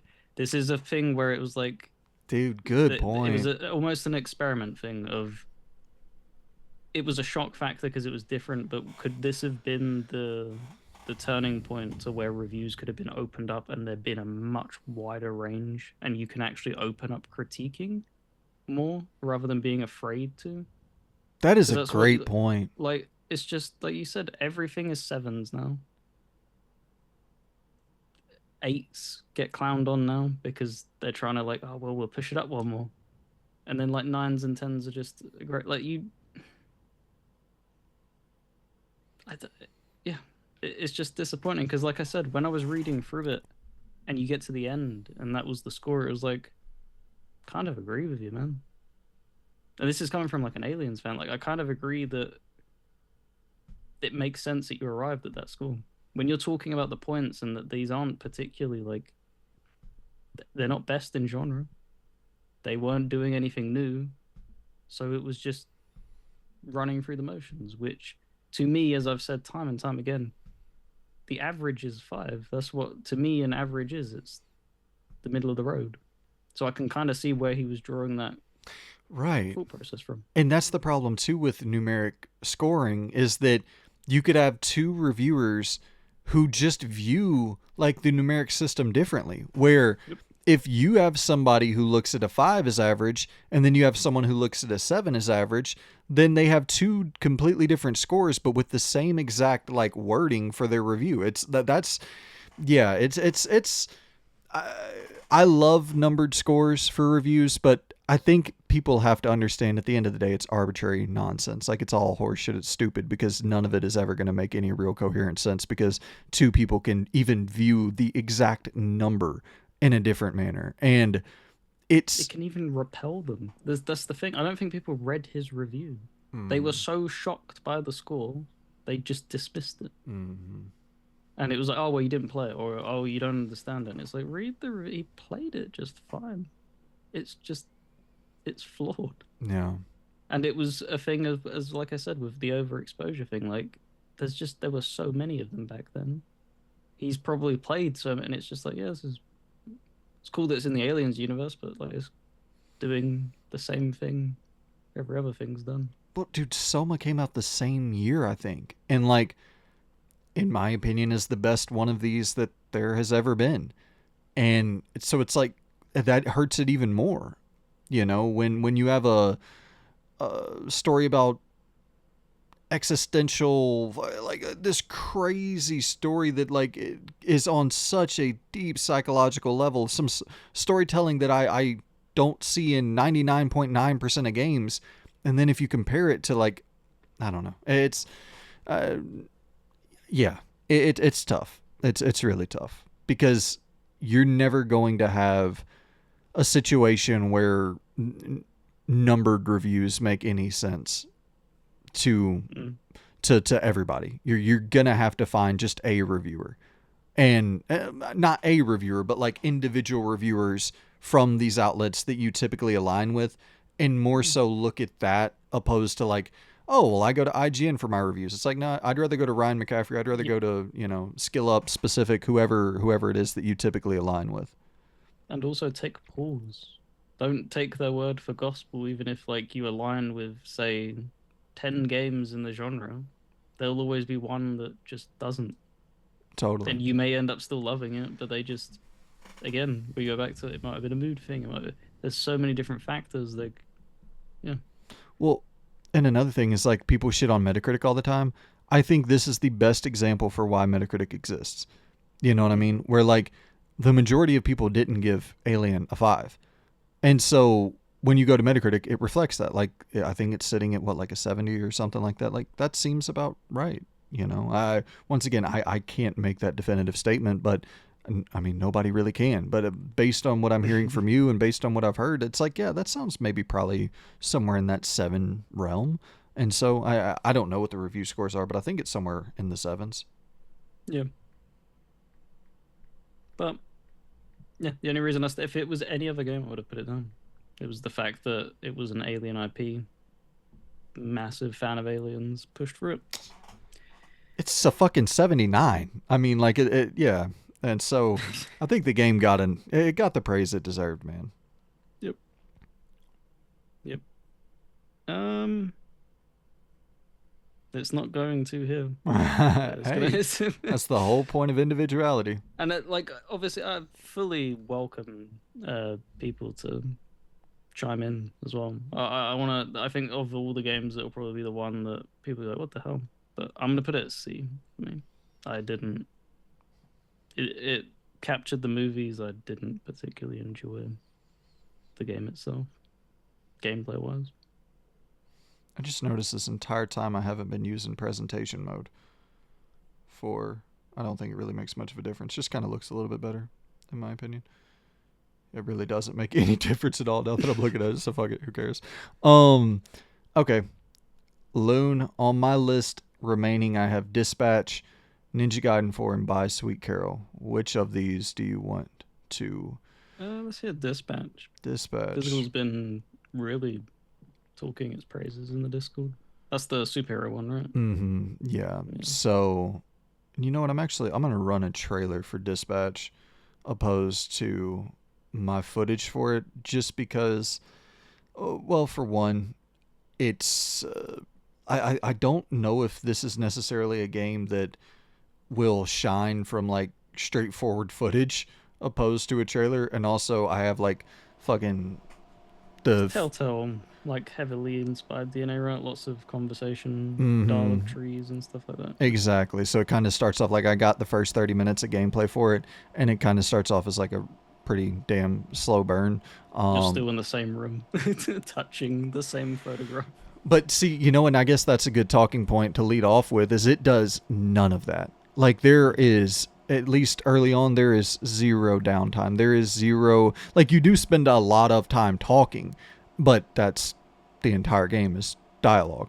But like the whole thing of I'm gonna pick up this item and I'm gonna spin it around and like I hate that shit so much in this genre. I don't know why that. I don't know if that's just a thing from the point and click genre that kind of came over as this sort of adventure, choose your own adventure style takeover took place in the adventure game genre. But that's a archaic adventure game thing that God, I hate it. I wish it went away forever. I don't need to ever pick up another object unless I have some sort of material use case for that object. Like if I can not impact, if this object is not going to impact anything, then don't even let me fucking touch it. Anywho, it's just filler shit. But this game does none of the filler shit. I have been really, and I have it in the tier list, specifically episode 1 and 2 that we're going to be talking about today. This isn't like I can't rank the entire thing yet because the entire thing hasn't come out. It's episodic. It comes out every week, which is, that's how you should roll this out. If you're going to do episodic, do weekly. Don't do monthly. Don't do every other month. That's crazy. By the time Lost Records episode 2 came out, I completely forgot about what the hell went on in Lost Records episode 1. It makes no sense. But anywho, this is coming from a lot of the staff who worked on The Wolf Among Us, The Walking Dead first season. So it's like it's got some top tier Telltale talent working on this thing. And yeah, you can tell writing quality has been absolutely god tier. The animation style, as people see, it looks like a fucking big budget cartoon that you would see on whatever streaming service that has big budget cartoons today. I don't know if there are any, but it legit looks like a big budget cartoon. And the writing has been extremely humorous. It's kind of it doesn't overdo the humor, but I will say at times like there are points where I'm like, okay, we get it. We get it. Like I love crude humor as much as the next guy, but at times it feels a little bit forced. Feels a little bit like not edgelord shit or anything, but I can't say anything because I cussed every other. I was literally about to drop a fucking. I actually cannot not cuss. So like I get it, and I think that the characters that they have that are more vulgar, it's representative of their character. Like that is who they are, and it fits their sort of design. And but at the same time, like I could understand people being a little bit put off by that, especially anybody who is I don't know, like easily offended, or there's a couple jokes in there that might slightly offend people. I don't give a fuck about anything like that. That's never gonna bother me. I don't care if whatever joke you want to tell, I'm open for you to tell it. Like if it's funny, it's funny. I'll laugh at it. And yeah, so it's certainly the best one of these games for the first two episodes that, I mean, I would say definitely since Detroit Become Human. But I think it's probably going to go on to, we'll see how the future episodes, maybe they're totally borked. Maybe the writing falls off a cliff. But I kind of doubt that that's going to happen. So right now they're on track to becoming like legitimately one of the best to ever do it in this choose your own adventure genre. That's awesome. How obviously it's got crude humor, you Mm. said, and stuff like that. Is there particularly much like actual violence?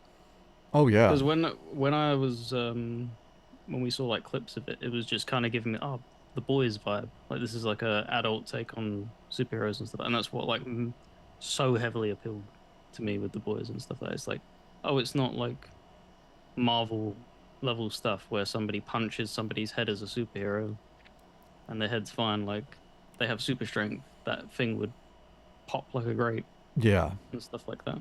Is there much of that? Oh yeah, you see that they're not shy with blood. They're not shy with it's a vulgar game like across the board, Mhm. and it's obscene in every sense of the word. It tackles that from every sort of angle, and I personally like that. You know, I personally prefer, like I would much rather have a superhero story that is, you know, appealing to my demographic. And this definitely is much more appealing to our demographic than like it's an M-rated game full stop, you know. And I got to shout out, they have like this sort of tactical gameplay system where because you're a dispatch officer and because you start off as a superhero, and that's one of my favorite things about it as well, is it's an interesting look at like a nepotistic sort of, you know, the character that you play as, he's Tony Stark. He's Bruce Wayne. His dad left him a bunch of money, and he goes and he builds this robot suit that makes him feel like a superhero, which his dad was a superhero, his grandpa was a superhero, so he feels like it's in the direct lineage for him to go on and do it as well.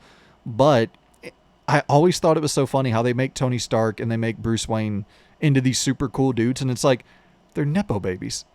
It's damn near impossible to be a cool nepo baby. And like, I'm not to, you know, I think that you can be a very nice nepo baby, and that's like you're doing so much better for the world if you are that. But like, cool, I don't I can't think of any example of like cool nepo babies. I'm sure they're out there, but it's the thing where they tackle that, where Mhm. the character that you're playing is not like, when the suit is off, he's getting his ass kicked. And like people are making fun of him. He's not like some super fucking cool dude. He's a normal dude that has a badass suit. And then when the suit is no longer usable, he's back to being a fucking frail, fragile, small little dude that has some inheritance money. It's like, that's fucking interesting to me. That's much more interesting than like, you know, cool cat number 45. Just a character with a little bit of depth. And yeah, so I'm liking playing as him because I think that it's just more relatable to, every now and then, certainly I want to play as cool dude McGee, but I think this is also, this is just more relatable. This is a very, very Just a relatable superhero story. It's a refreshing take as well. Like I said, that's what made the boys appealing. Um, I think you said you started watching it, didn't Yeah, whenever I was dying. you? What a show to watch. Yeah, You got to pick it back up, man. I It's need to. so freaking good. Because what you're saying here, the things that you're loving and stuff like that, it is that just constantly, and it's one of the TV shows as well that you see so rarely. It gets better every season, and it's not like season one starts off as eh. Like season one is like, holy shit, this is amazing, Mm. and it somehow ups it, ups it, ups it. Kind of worried about what they're going to be doing for that next season because it's like, how can you keep improving it? that's insane. So I think you'll love it if you stuck by it. Yeah, I I think that you're gonna enjoy this when you jump into it as well, Mm. because it's. I think you're gonna. I shouldn't say you're gonna. I think you're gonna feel similarly to me, where the actual gameplay part, where you're dispatching the heroes, because you end up, I don't want to really spoil anything, but you end up dispatching heroes, and that's like your desk job. Your 9 to 5 is you're telling heroes what to do, and you're kind of quarterbacking, coaching them through how to do what they got to do, and sending the right people to do the right job. Like, that's a very addictive gameplay loop. I don't know Mm. why. It's very simple, but it's a lot like Promise Mascot Agency. Oh no. Yeah, Oh no. because it's Oh the same boy. thing of like, okay, well, their personality type, I can't Mm. send this fucking raging lunatic to go and conduct business with a politician. Let me go and send the person that's charismatic and intelligent and, calm, to go and do a job that requires those characteristics. And then let me go send the raging lunatic to go break up a bar fight. And yeah, it's just addictive to dispatch your heroes. I hope that they, you know, well, no, I don't. Never mind. I was going to say I hope that they double down on that. I don't want them to double down. I think that their balance right now of what they're doing, gameplay to story, is kind of the perfect ratio. I think the best compliment I can give this game is exactly what they're doing right now. I just hope that they continue doing this. Like, this exact tone, this exact gameplay to story ratio, the exact brand of humor. Like, everything that they're doing right now is lining up perfectly for me. I would be stunned if this doesn't end up being up there with the Walking Dead and The Wolf Among Us as my favorite, adventure game of all time. Some of the best praise it can receive. Just keep doing what you're doing. Right. Exactly.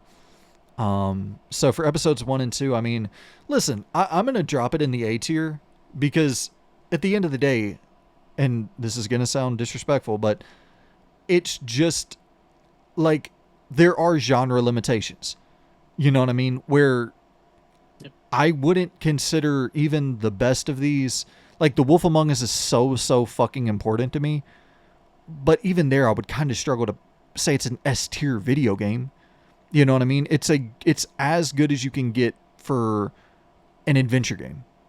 But to me, the best of the best adventure game is not comparable to like The Witcher 3 or to Red Dead Redemption 2, or like, it's just not going to have that same impact on me personally. It perfectly ties back to the Alien Isolation thing. It's however you want to treat the ranking system, isn't it? Yeah. Yeah, It's however you view it. totally.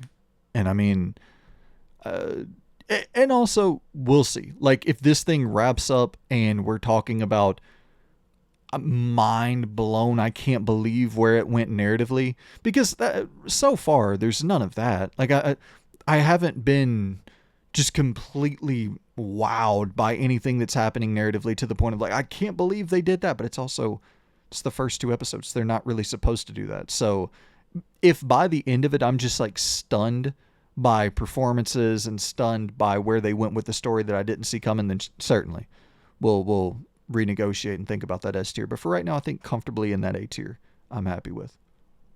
Oh yeah. Hopefully it gets released on Xbox fairly soon. Is it not on Xbox? Nope. Interesting. Uh, No, they skipped the old dead box. that's such a fucking bummer. Yeah, I hope that. Uh, golly, I hope that next console that they can keep that price somewhat fucking reasonable. And but I guess at that next Xbox you'll be able to just buy it on Steam or whatever, buy the games on Steam. Mm-hmm. So I guess you kind of skip that whole having that issue entirely by having it open like that. But Yep. you have next on the docket Aliens Dark Descent, Fatal Frame, Final Fantasy 1, and Ball Pit. And you can actually hit two We back to back. Yeah, we'll do Final Fantasy One and Ball Pit. Not the duo pair that you'd probably expect. Oh, Um, but they're pretty simple to talk about. So we'll go with Final Fantasy One first. never played any of these original Final Fantasies.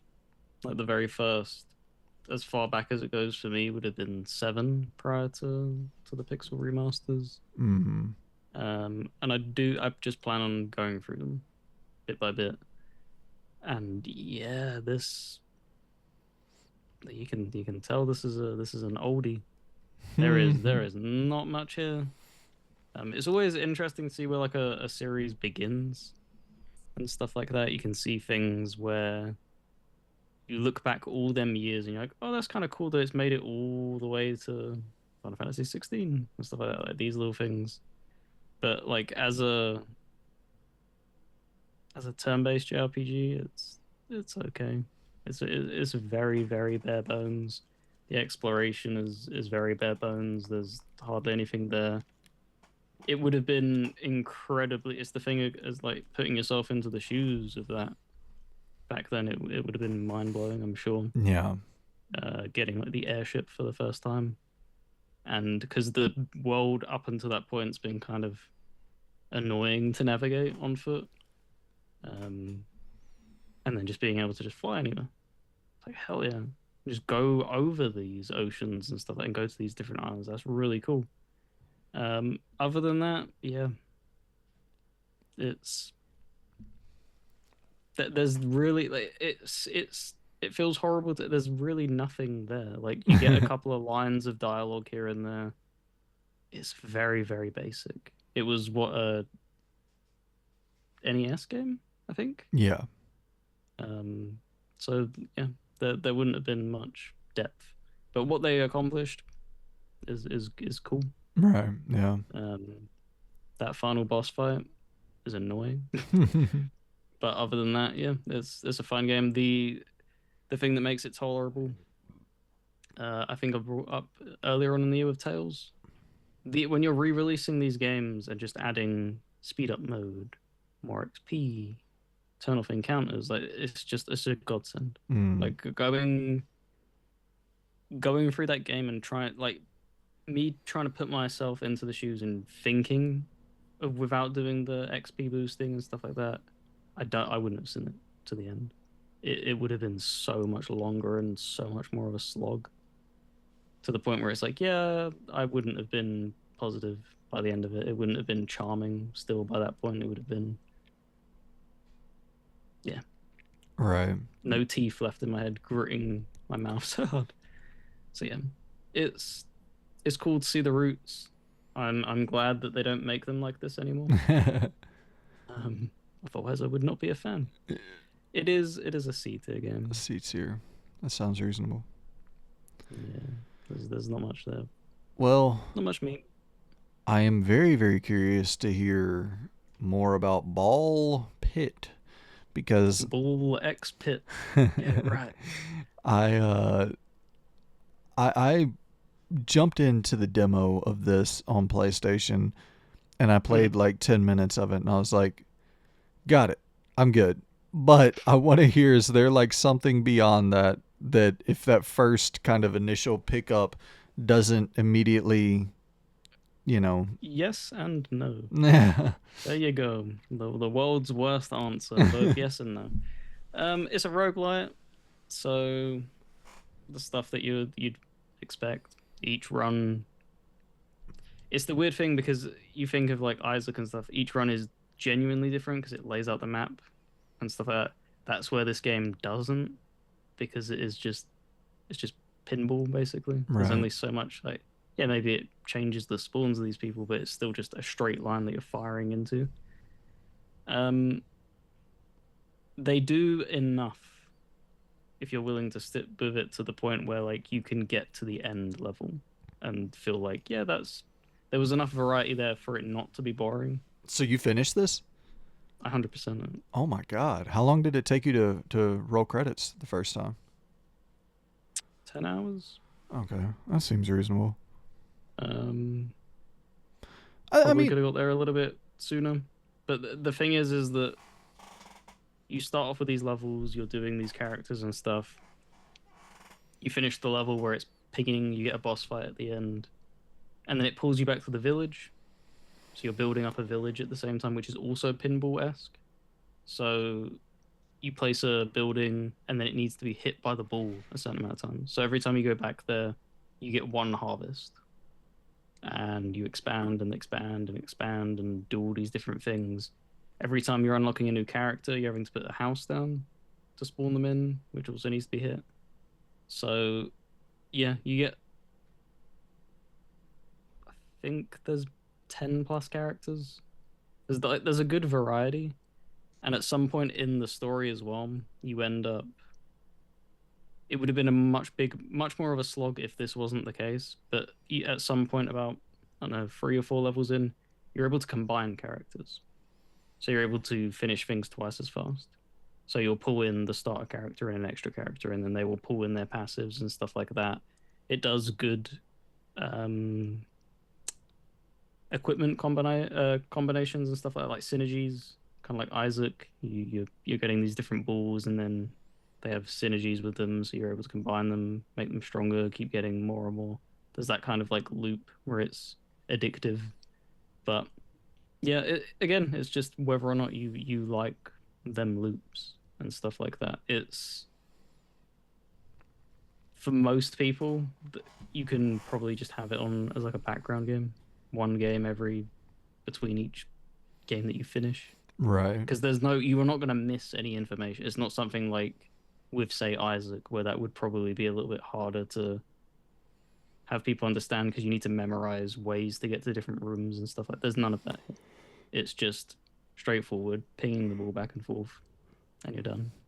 Every now Um, and then I can get addicted to something like this. I think that right now is just kind of the worst time possible for me. Like whenever I booted it up, immediately I was like, dude, this is just I there's so much else that I'm wanting to play that not to be disrespectful because I know that this has I mean it's already amassed like a crazy uh player count and it has a real following, but for me when I jumped into it I was like this is just not at all what I'm looking for right now. no, and that's the thing as well is that it may never be either. It's not. It does things definitely different, but its ceiling reaches it so much quicker than other roguelites because unfortunately it is just a straight line thing. Because when I finished the 100%, I was trying to think if like, okay, well, like I enjoyed it, of course. How could you improve this? And it's so difficult to think of ways to improve it. And I was thinking like, because you can move your character and stuff like that.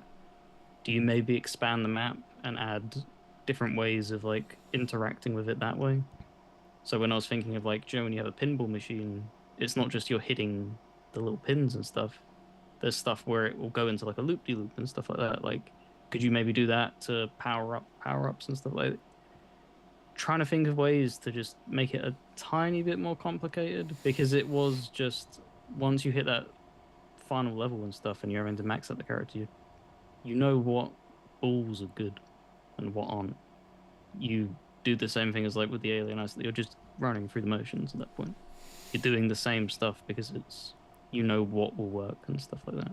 So I felt yeah, very similarly about the what's the 3D Vampire Survivors game that just came out on Steam? Megabonk. Megabonk. I played that on my Steam Deck and I felt the same way where it's just this might just not be a genre for me where I mean roguelikes in general really aren't something that I like, but I do like pinball more than I like you know what I mean? So maybe there's something to this that will catch me a little bit more than the Vampire Survivors and the Megabonks and the other games of this kind of what do you call these like static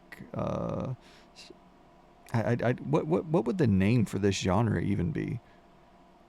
Uh, Bullet Haven, I think, is what a lot of them use. Okay. Bullet Heaven. Um, These fucking genre names, man. When are we gonna run out? but yeah, it's kind of in that vein. Like there's tons of projectiles on the screen with ball X, but yeah, it's again, it's not going to be for everybody. It does look like, similarly to like a slot machine or something like that, where like there is Yeah. just something that is that dopamine release that you absolutely can see from this game. I can see how it, just like Oh, Balatro. I'm so glad that you perfectly thing that with because in the Discord as well, I was like, okay, so we've had poker turned into a roguelite, Right. pinball into Pinball. it. What's next? What would be the next look? Because Hmm. defend the rook is kind of chess-esque, so you've already had chess kind of already in that. I mean, dude, I go back to Pyre, where it's like, I think that would be such a sick roguelike where it's literally just the loop of the game and you just get more and more challenging opponents as you go through it. And it's like fucking Mm, basketball roguelike. Or it would be interesting just to see that sort of, imagine a scroller sort of surfing roguelike where you get bigger and bigger waves. It's like Temple Run. Because I mean, I'm not, once again, not trying to be rude at all. I think I loved Temple Run back in the day when I played it on my iPhone. I thought it was so fun.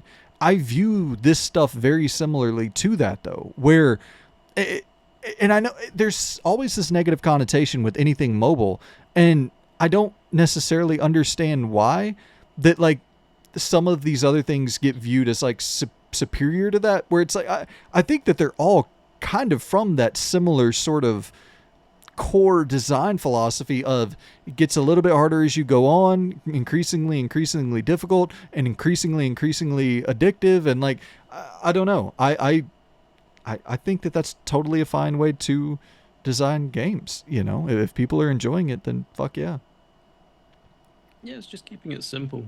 Um, because the thing is as well is there's so many of them, right?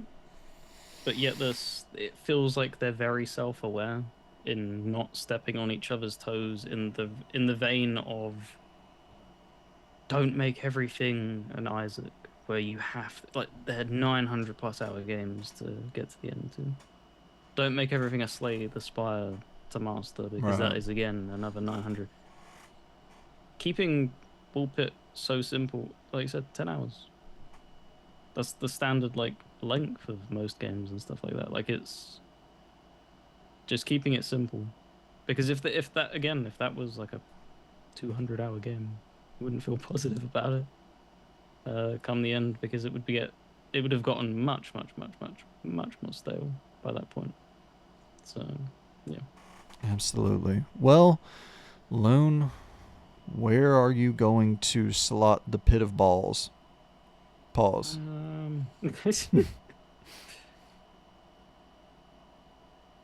I'll go B tier. B tier. It was fine enough. Yeah. It needs a little bit more work if this is going to be something that they chip away at. But then I think back to like Balatro and stuff, and Balatro has a lot more depth over its time, but they've delayed their update, for instance. Like it's Mm. still basically the same game that it was when it launched. That just shows how infinitely replayable some of these genres are and stuff like that. Right. Yeah. It's I think that there is, you're right though, there is something here. Of course there's some, like, these games are just continuously catching. So I mean, if it ain't broke, don't fix it. I got Do you see that typewriter one as well? Did you see that yeah. typewriter like battle royale thing? Mhm. It's fucking Yeah. insane. Some of the things they mix together now.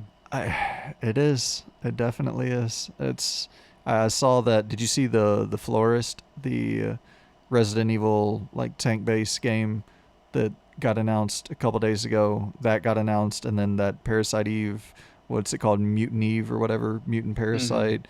And then there was, it was like five in the last fucking 24 hours that just popped up onto my feed. I was like, okay, guys. Hey, but once again, if the demand is there, then fucking keep making it, dude. Yep. I'm just not personally demanding as many of those as it seems that others are. But Ninja Gaiden 4 and By Sweet Carole are the two I have left up on the docket. So, Yeah, we go with Sweet Carole. And end it with Ninja Garden for you. Sounds good. Bye, Sweet Carole. Let's talk about some Bye, Sweet Carole. This hold Is on this the one Disney second. one thing? Yeah. Or like Disney? Okay, I was gonna say it sounds familiar, and I remember seeing it in like passing. I don't know what genre it is. I've only seen like the cover art stuff. So yeah, it's this is the Disney sort of aesthetic, the 1920s kind of vibe there, and it's I think the thing that I like the most about the like narratively, I think this game is really strong. Artistically, it's very strong. Incredible art direction, incredible just vision for this game. Like this is the dude who I believe he was the lead creative director for Remothered, the first game, Tormented Fathers, and there's a lot of like that same kind of stalker enemy design that's chasing you around and you're going and hiding, and that shit does kind of suck in By Sweet Carole. I'm not gonna lie, but the this feels like a genuine passion project for that dude. It's a game that he Mm. like at the beginning of the opening of the game it says, dedicated to my mom, and the entire game is like about you're talking 1920s women's emancipation, and you're talking about a lot of those themes, and it's a story about this chick who's getting bullied, and it just seems like that it's coming from a personal spot. Like I don't obviously I don't know anything about his mother's backstory, but I would imagine that a lot of this comes from his mom's personal backstory. Of course, she wasn't alive in the 1920s or whatever, but experiences with bullying and shit like that. And it's just a really really well told, heartfelt story with extremely bad gameplay. And that's the unfortunate thing. Artistically, you look at this thing and you are just, it's a stunner. It is fucking beautiful to look at. But playing it is like, yeah, it is very, very rough around the edges. And it's just too ambitious. It's far too ambitious for its own good. It's like doing so many different things. It's a 2D side scrolling horror game with like survival horror elements of going and finding keys that are going to unlock different passageways and a little bit of backtracking, and so that element is there with 2D platforming in the mix, and then you also have a load of QTEs in the mix, and then you also have boss fights for some reason that are thrown in there. And then I think when the game is at its best, it's like a kind of a point and click adventure game where you're just sort of locking in and you are, you know, taking in the story and having to do some, deductive reasoning and shit with the plot of like, okay, well, this character is doing this specific thing and I need to do X so that I can get to my goal, which is Y, and then like you're doing a little bit of problem solving in real time with the character, but I think the game is at its worst when it's just being a video game, which is really unfortunate.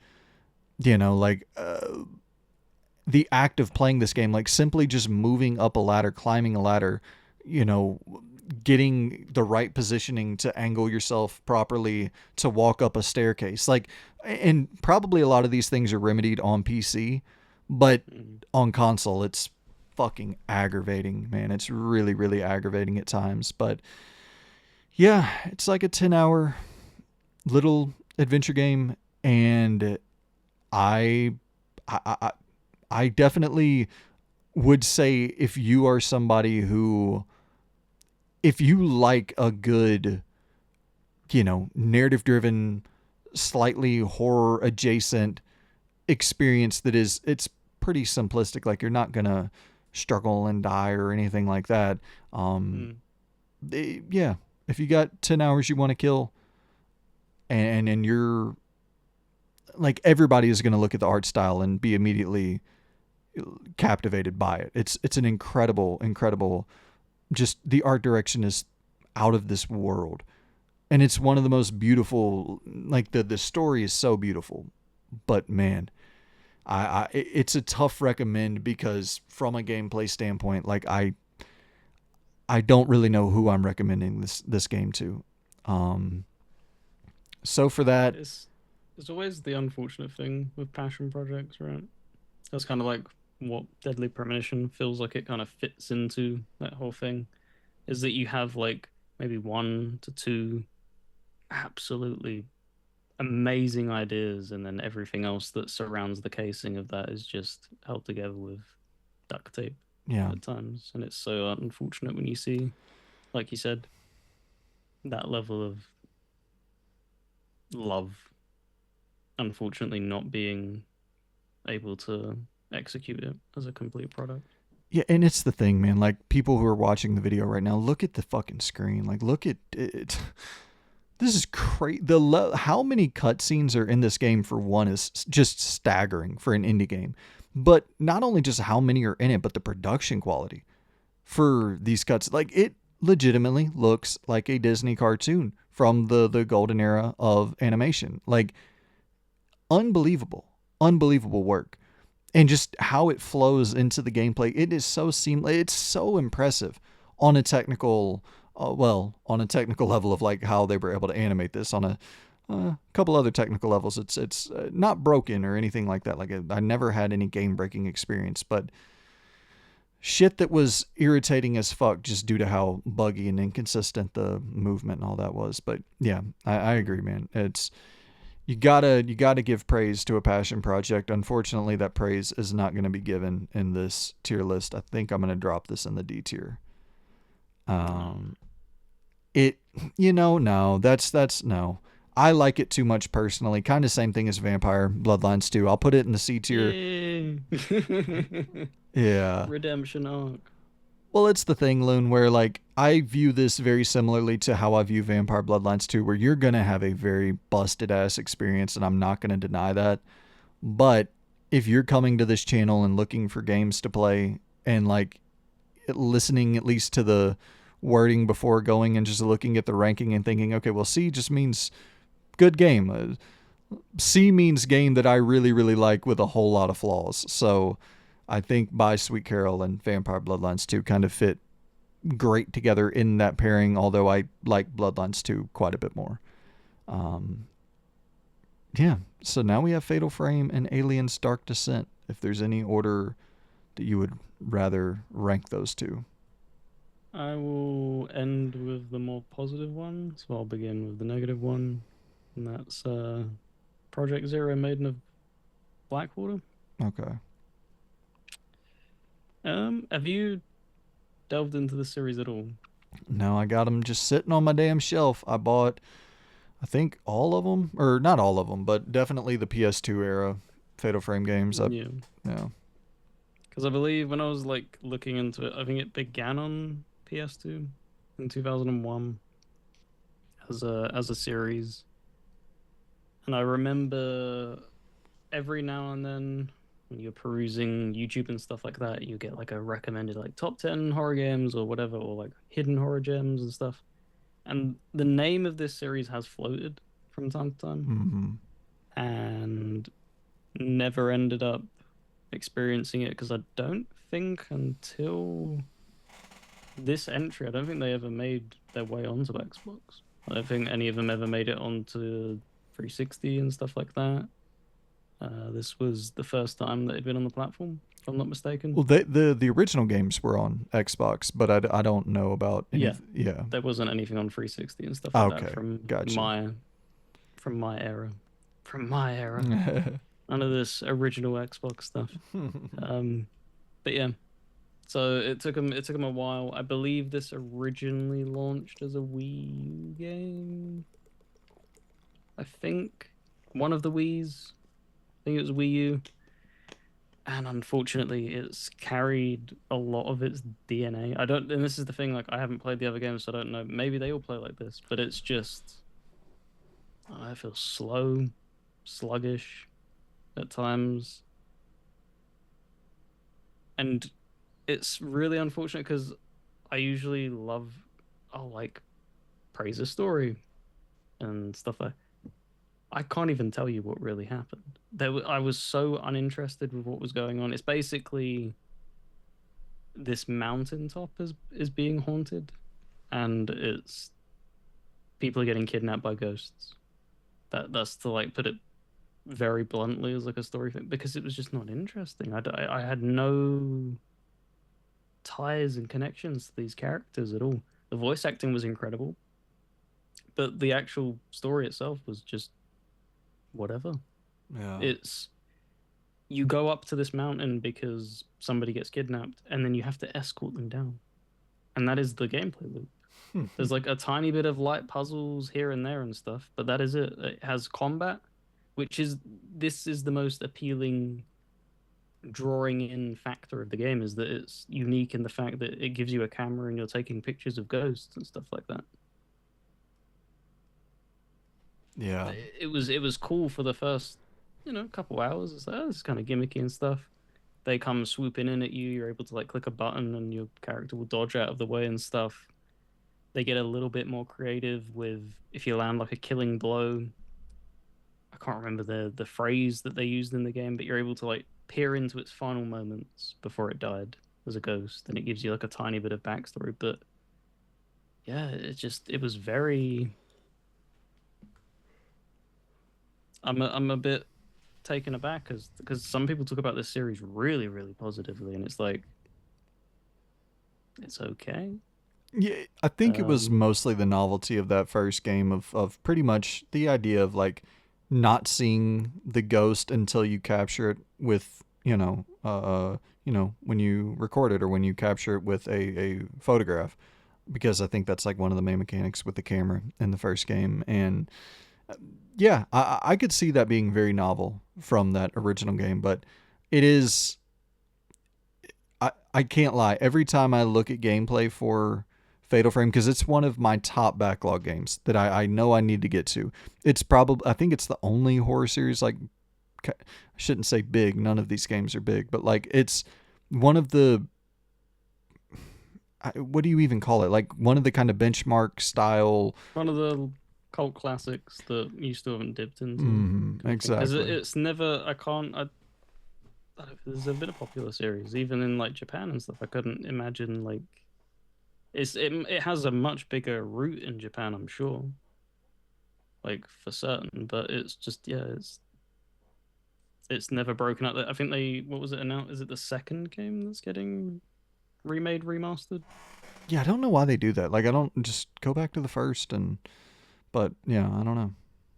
So, and that's kind of what spurred this on is like, because I had this and there's another one. I don't know what the other one was called, Lunar Eclipse, something like that. And that was like, oh, well, they've announced it. Let's see. And I have no interest in getting that remake whatsoever. Um, it Are did nothing for me. Is it super backtrack heavy? Like, are you lost at all ever? Or is it fairly just linear There point A to was point B? parts of that at points in the game. Remember how I was explaining how like the repetition of Deadly Premonition, you go in and then it's the quick time event every single time of the chase sequence and stuff Right. like that. That's kind of how like the first three quarters of the game unfolds, is that a character goes missing. So yeah, then you're walking. You can run, but the game's slow regardless. You're trekking up this mountain to then slowly veer and weave your way through the forest and then whatever building they end up being in, and then you escort them down the mountain. And it's just that kind of gameplay loop. And it's like, I don't know. Like, there's tons of notes to be reading and stuff like that. But when I'm not even really paying attention to the notes, that's kind of I read everything, man. Right. I was just skimming through stuff and like, okay, yeah, cool. And then it has like one really badly designed section. Is the only way I can phrase it. You're basically playing like Five Nights at Freddy's, it feels like. Because you have this shop that you go back to every single time you complete an investigation, as it were. You're having to just watch these cameras, and then a ghost will. You have a girl in each room, and you're just having to wait as it goes through, and then oh, there's a ghost in that room. You get up. You have to go through this shop, weaving your way through and finding where that is and then deal with it. And then you go sit back down and you're like, okay, cool. Are we gonna move the thing for? And it does it like three more times. And it's just, yeah, I don't know. I didn't particularly care for it whatsoever. I'd be interested to see if there's like anybody who's like a beloved fan of the series. Like what's the um what's the allure for you? I'll give it credit. This opening Stuff like that. cutscene that just was shown off here was like pretty damn Mm. impressive. Had a great sort of sense of like, atmosphere, ambiance. Like it It's was, yeah. its opening is its strongest thing. That's the like I was very impressed in like the first 2 hours. It had a really interesting premise and then it kind of just fell apart for me. Mainly probably due to its gameplay loop, Yeah. if I'm being honest. Where would you rank that bad boy though? I put it in C tier. See, tear it up. All right. So Ninja Gaiden 4 is the last on the chopping block for me to ramble about, and then we have what do we got? Aliens Dark Descent left after Mm. that. Listen, man, this is fucking excellent. Ninja Gaiden 4 Oh is yeah.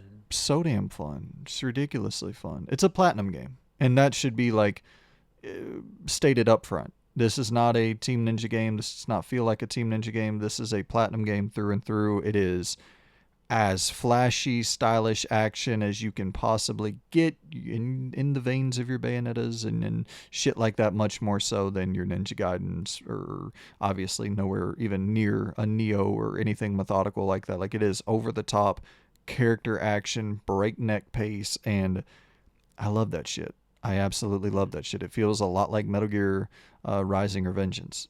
You know, it kind of feels like what you would think a sequel to that game would feel like. And I am very very much down for that style of gameplay experience. So this didn't bother me at all that it didn't really feel like a Ninja Gaiden game, but I also like as you see the camera here, it's just so much better than Ninja Gaiden games in the past.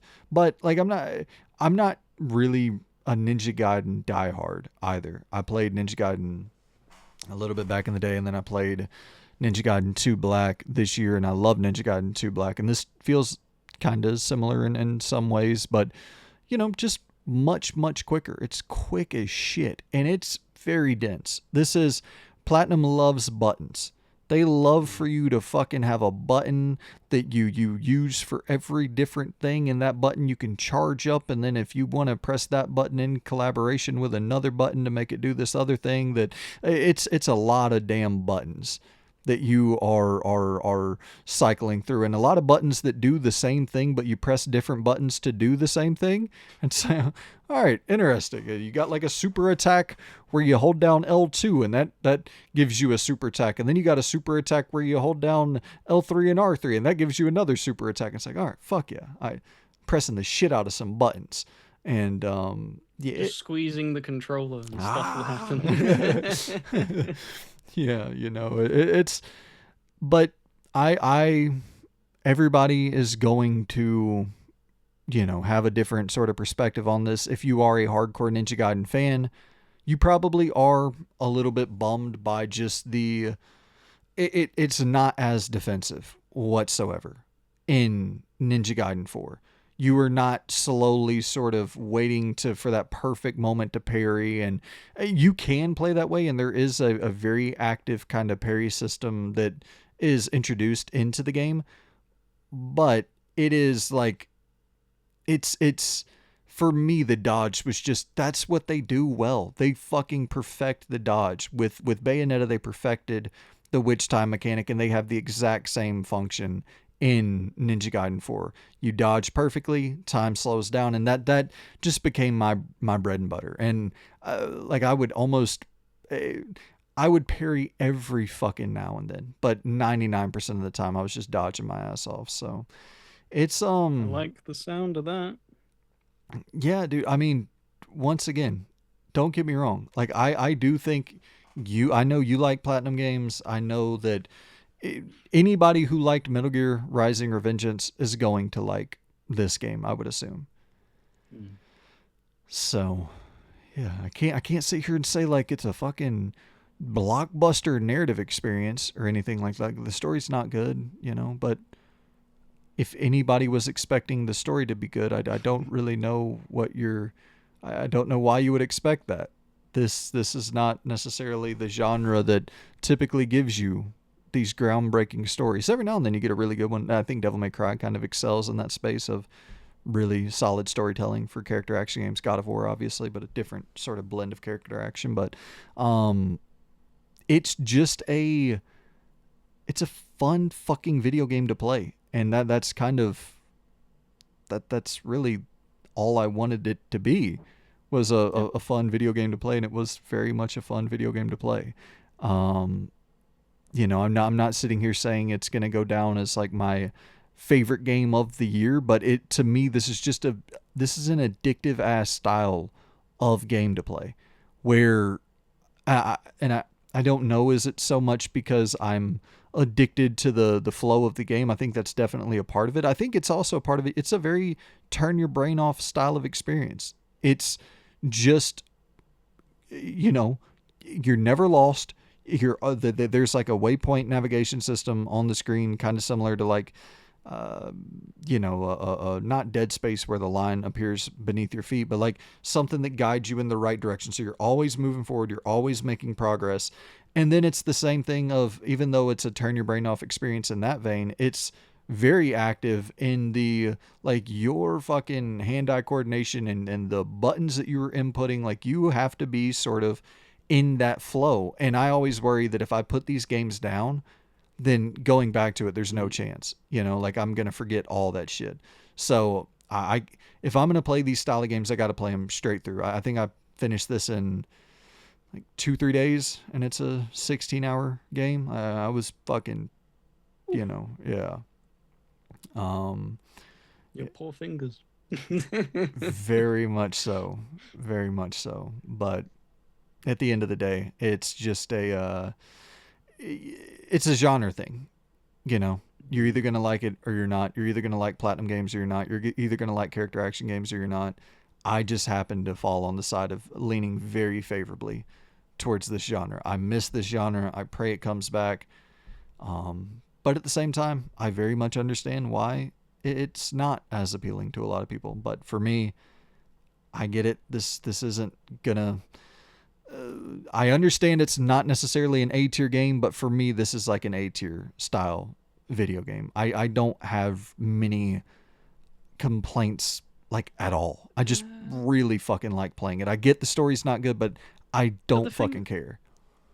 but again, as well, like, when did the fixation on, like, if it does things what it's meant to do, like the best of the best, or just below that, which is what it sounds like. Like Platinum is like they either knock it completely out of the park or they come very close to doing that with the combat.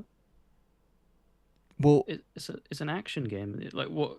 It doesn't have to have a narrative to push it in equal footing to that. Like it, we don't like the fixation on games having to have like multiple levels of balancing some things. Like it has to have a great narrative and a great combat system and a great map, great graphic and stuff like that. Like I don't see any, you know, negative in it being like considered an A tier game. I think the problem is that if you are presenting a story and the story's just not that compelling, you got to get knocked a little bit for that. And like they do. Yeah, so it can't be an S tier, but it can be an A tier. That's what I mean. Like I think there's no shame in putting it an A tier kind of thing because it has to have some form of a narrative, however bad, because you need a reason to keep pushing forward. Otherwise, you're just playing a boss rush game. And that's what I was about to say, is like I just don't think I can knock it for having a bad story when the story is so fucking like they don't present you with they're not trying to bang you over the head and make you sit still and take in a Kojima 30-minute style cutscene. Like they get in and out with the story pretty quickly to just kind of keep you moving. And I love the new like rail grinding shit and the little platforming challenges that are added in there. It's just, yeah, I really, really liked this game. It's one of those games that I can't sit here and I can't gush about it to the point of like I didn't have some profound experience playing Ninja Gaiden 4, but I don't look for that in this style of game. I just like character action games a whole hell of a lot. So A tier for me. And now we're left with the final game on the docket, which is Aliens Dark Descent, I believe. Yep. Oh boy. Oh boy. What a game. What an absolute game. Good or bad? Um, no, I think it's phenomenal. Oh, really? Yeah. It's gonna shock you. I think it is in this style of like RTS. This is probably the best I've played Nice. ever. Oh, wow. And it's big, yeah. And it's because of one thing that it does so well. It's an Aliens game. Aliens is meant to invoke horror and tenseness and stuff like that. They had no right whatsoever in being able to make an RTS game and balance horror elements in the way that it did. It's insane how this is more of a stealth game than anything else because you don't actually want to trigger the hive because every time you do that, the mission just gets harder and harder. And the way that they've set these things up as well is you go into a mission, you get dropped in with your squad and stuff like that, and then they just sprinkle a few objectives in the map and stuff like that. You can push it as far as you want. Like you can do technically every mission in one go if you wanted to. You're gonna have probably no one left by the end of it. They're gonna be scarred, whoever survives mentally, physically, and stuff like that. But it's so interesting to be able to be given a strategy game in that way and not having to, because there's so many of them where you set out and it's like do the objectives and then you move on to the next level. You can basically do the first objective and then head straight back to base if you want to play it completely safely. Interesting. So it's a The bit only survival diff horror. It is, but there's also the thing of like you would think, oh well, then that kind of like eliminates a little bit of the tension if you just kind of grind out levels and just make the game utterly trivial. But you have a like a world counter thing like an XCOM where every time you're doing that, the infestation grows. It's an alien hive at the end of the day. So there is that like incentive to balance trying to be mindful and safe with your squad and also just pushing it to the edge of like, can I get to that next objective? And you're looking, you're like, okay, so it's that far away. What's my stress meter on each of these people? Because they have a health meter and a stress meter. Can I find a room somewhere where I can weld it up and then make them rest to bring that stress down to just push them a little bit further? Right. Um, and if there's not, if I've run out of because to do that you need engineering equipment. You don't have any engineering equipment. You're like, do I scavenge it then? Do I try and like find some notes somewhere where it's like, yeah, there was more engineering equipment in the mechanics bay or whatever, or just going back? It's it's just yeah, I just loved every moment of the game. It's unfortunate that it launched in a really rough state, Mm. which is why I didn't play it. I played it at launch and it was really, really rough. And that's why I put it down. And then you go back now. I think I had two crashes still, unfortunately. And it is a game with chronic texture popping. Mm. Like everything, which kind of does take away. They put so much effort into trying to animate these cutscenes when you have these things, these moments that happen in the story, and when it's doing the in-game engine stuff, where it brings the character, and like no one's face is really loaded. It's just some splodgy No. potato, and it's just like, hmm, okay. But yeah, when it's doing like the full-fledged cutscenes, it's amazing. The story is actually kind of pretty decent. If you're a fan of like Prometheus and stuff like that, you're gonna love where it ends up going later on in the game. Really cool.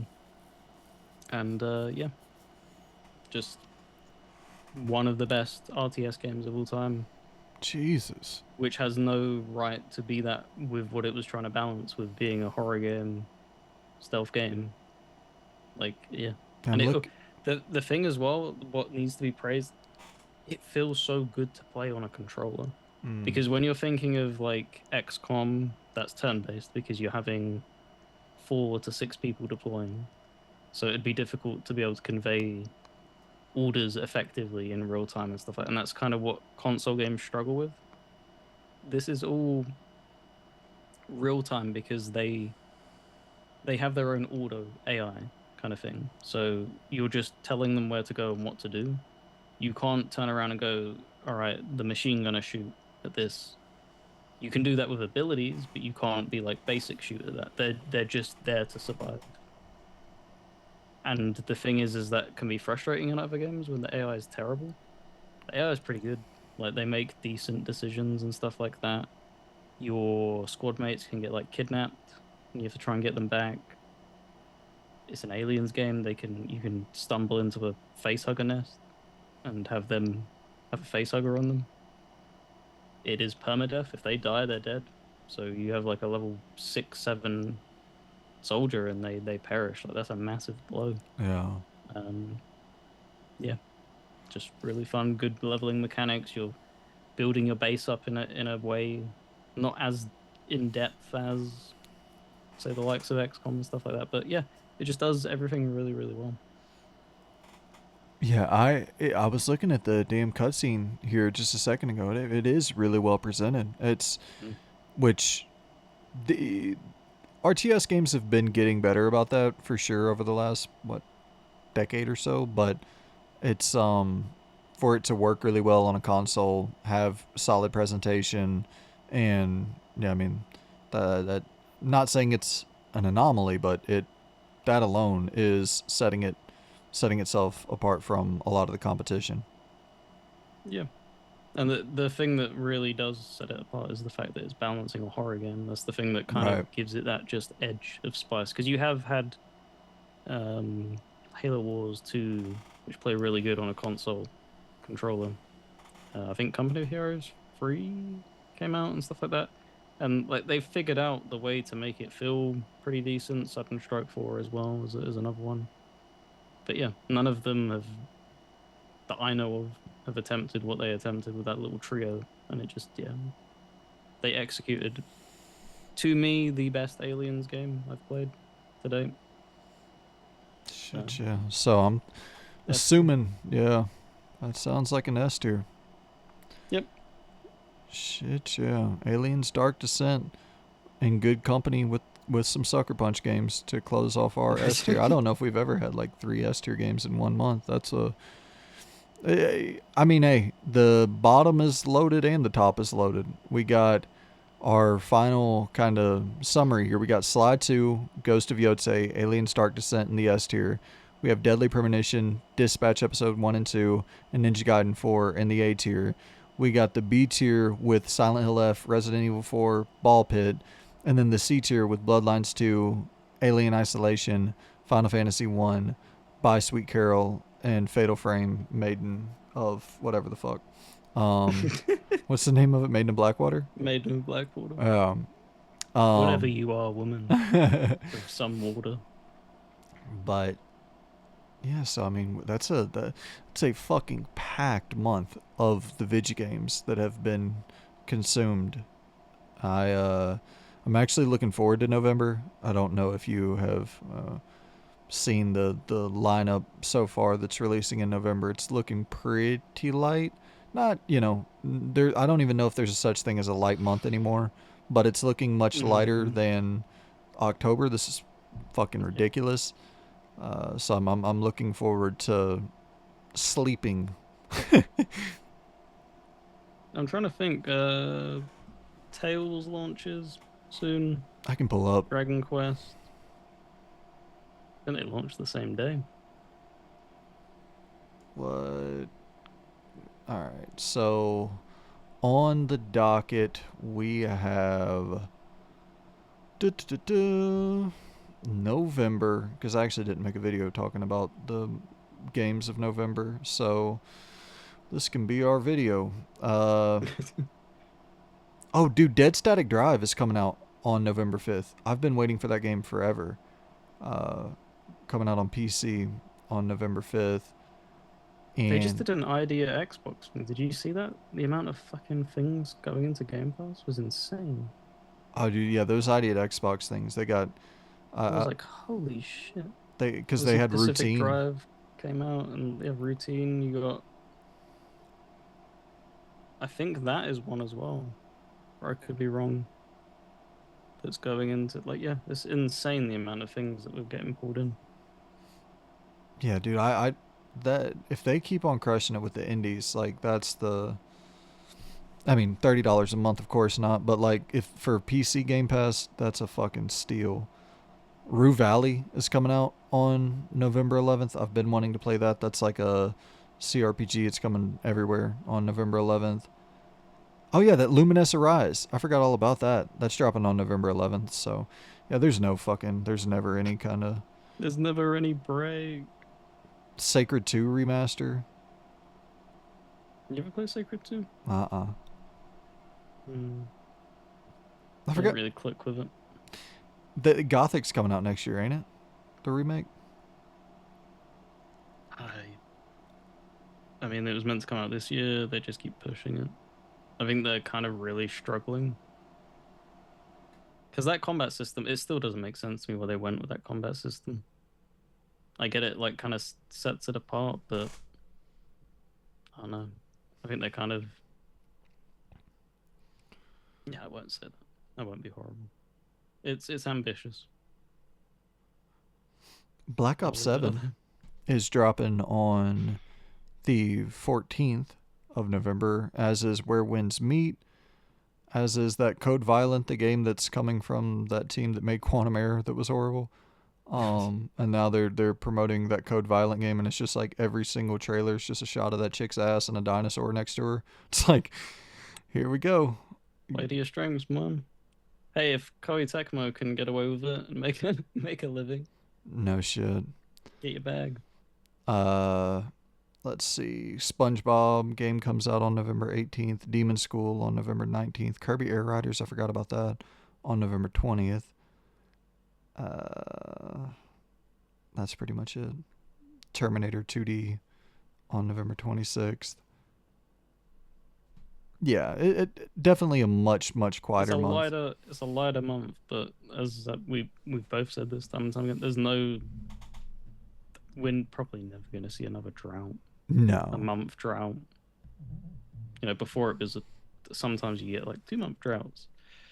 Yeah, that doesn't exist anymore. There's just so much in the pipe works, so many things fighting for people's eyes, and then like for instance, like Hollow Knight locking in that release date, then other people move their release dates to other months and stuff like that.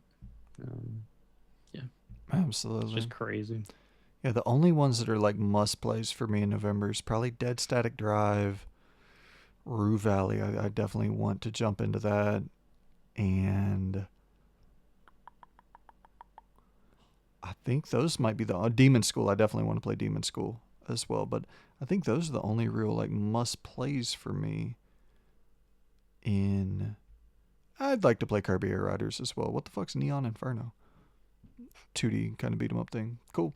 Yeah, those are really the must plays for me in November. Chill month. I'll be knee deep in Outer Worlds too. Are you jumping into the Outer Worlds too?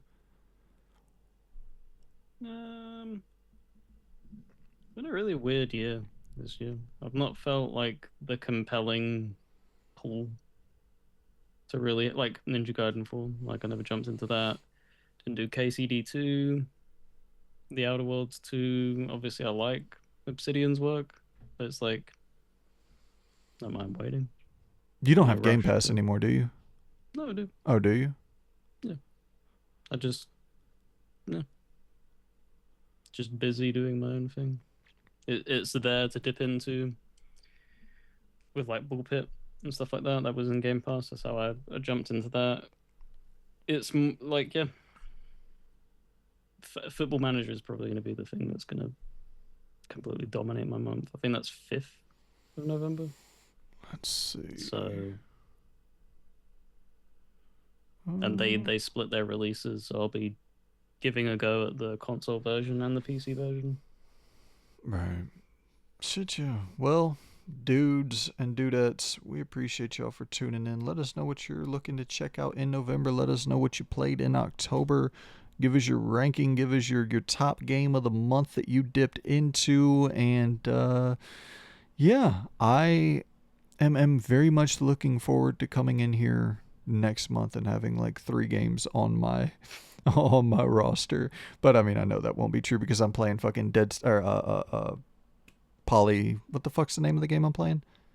The Poly wants a cracker.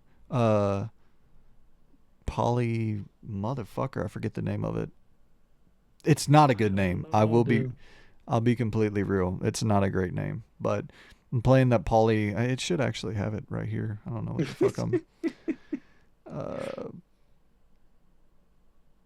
You know what? I'm not gonna fucking sit here and look for this thing. Anywho, I'm playing that Poly game, and then I hate to sound so negative because I think that game is incredible, but it is a it's a not a great name. It's not a great name for a video game. But yeah, playing that, The Outer Worlds 2, those are kind of my top 2 priorities for the time being. But we'll see. I'm sure somehow, some way, we'll wind up in here next month with like 12 things to talk about for no fucking reason. It won't be for me. I think FM will be locking me down, and then it'll probably Lies of P should be done by then. 100% for that.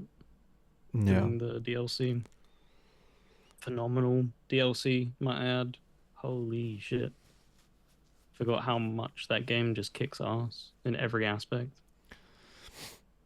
Yeah, I would not mind a much more chill month for November. So looking forward to that, man. And yeah, guys, hit us up in the comments. Let us know what you have been playing and give us a ranking, a rundown of your month of October, the games that you have been checking out. And Loon, obviously your channel will be linked in the description below. Go check out Loon's channel. We are about to record a video talking about if we could wipe our memory from all the games we have played and jump into a fresh set of like 5 games, which 5 games would we pick? And we got a bunch of other, Loon has done a bunch of solo stuff over there. We got a bunch of other videos we've recorded and that Luna's gonna drop weekly on his channel. So go and check that out. The content vaults are filling up over there for him. Yep, absolutely. Always fun doing them as well. So thank you for joining me. Absolutely, dude. Thank you for joining me here for the ranking, and we'll go ahead and hop on over there and wipe our memory and talk about some memory wiping, what we would do, wipe the memory clean, and jump into a fresh video game for the first time. So go check out Loon's channel for that. And if you're somehow watching at this point and you haven't subscribed, consider subscribing. That would be incredible. I should probably plug that at the top of the show and not 4 hours into one, but hey, I've never been the best promoter, but appreciate y'all, man, and I shall see you good people in the next episode. Goodbye. See you later.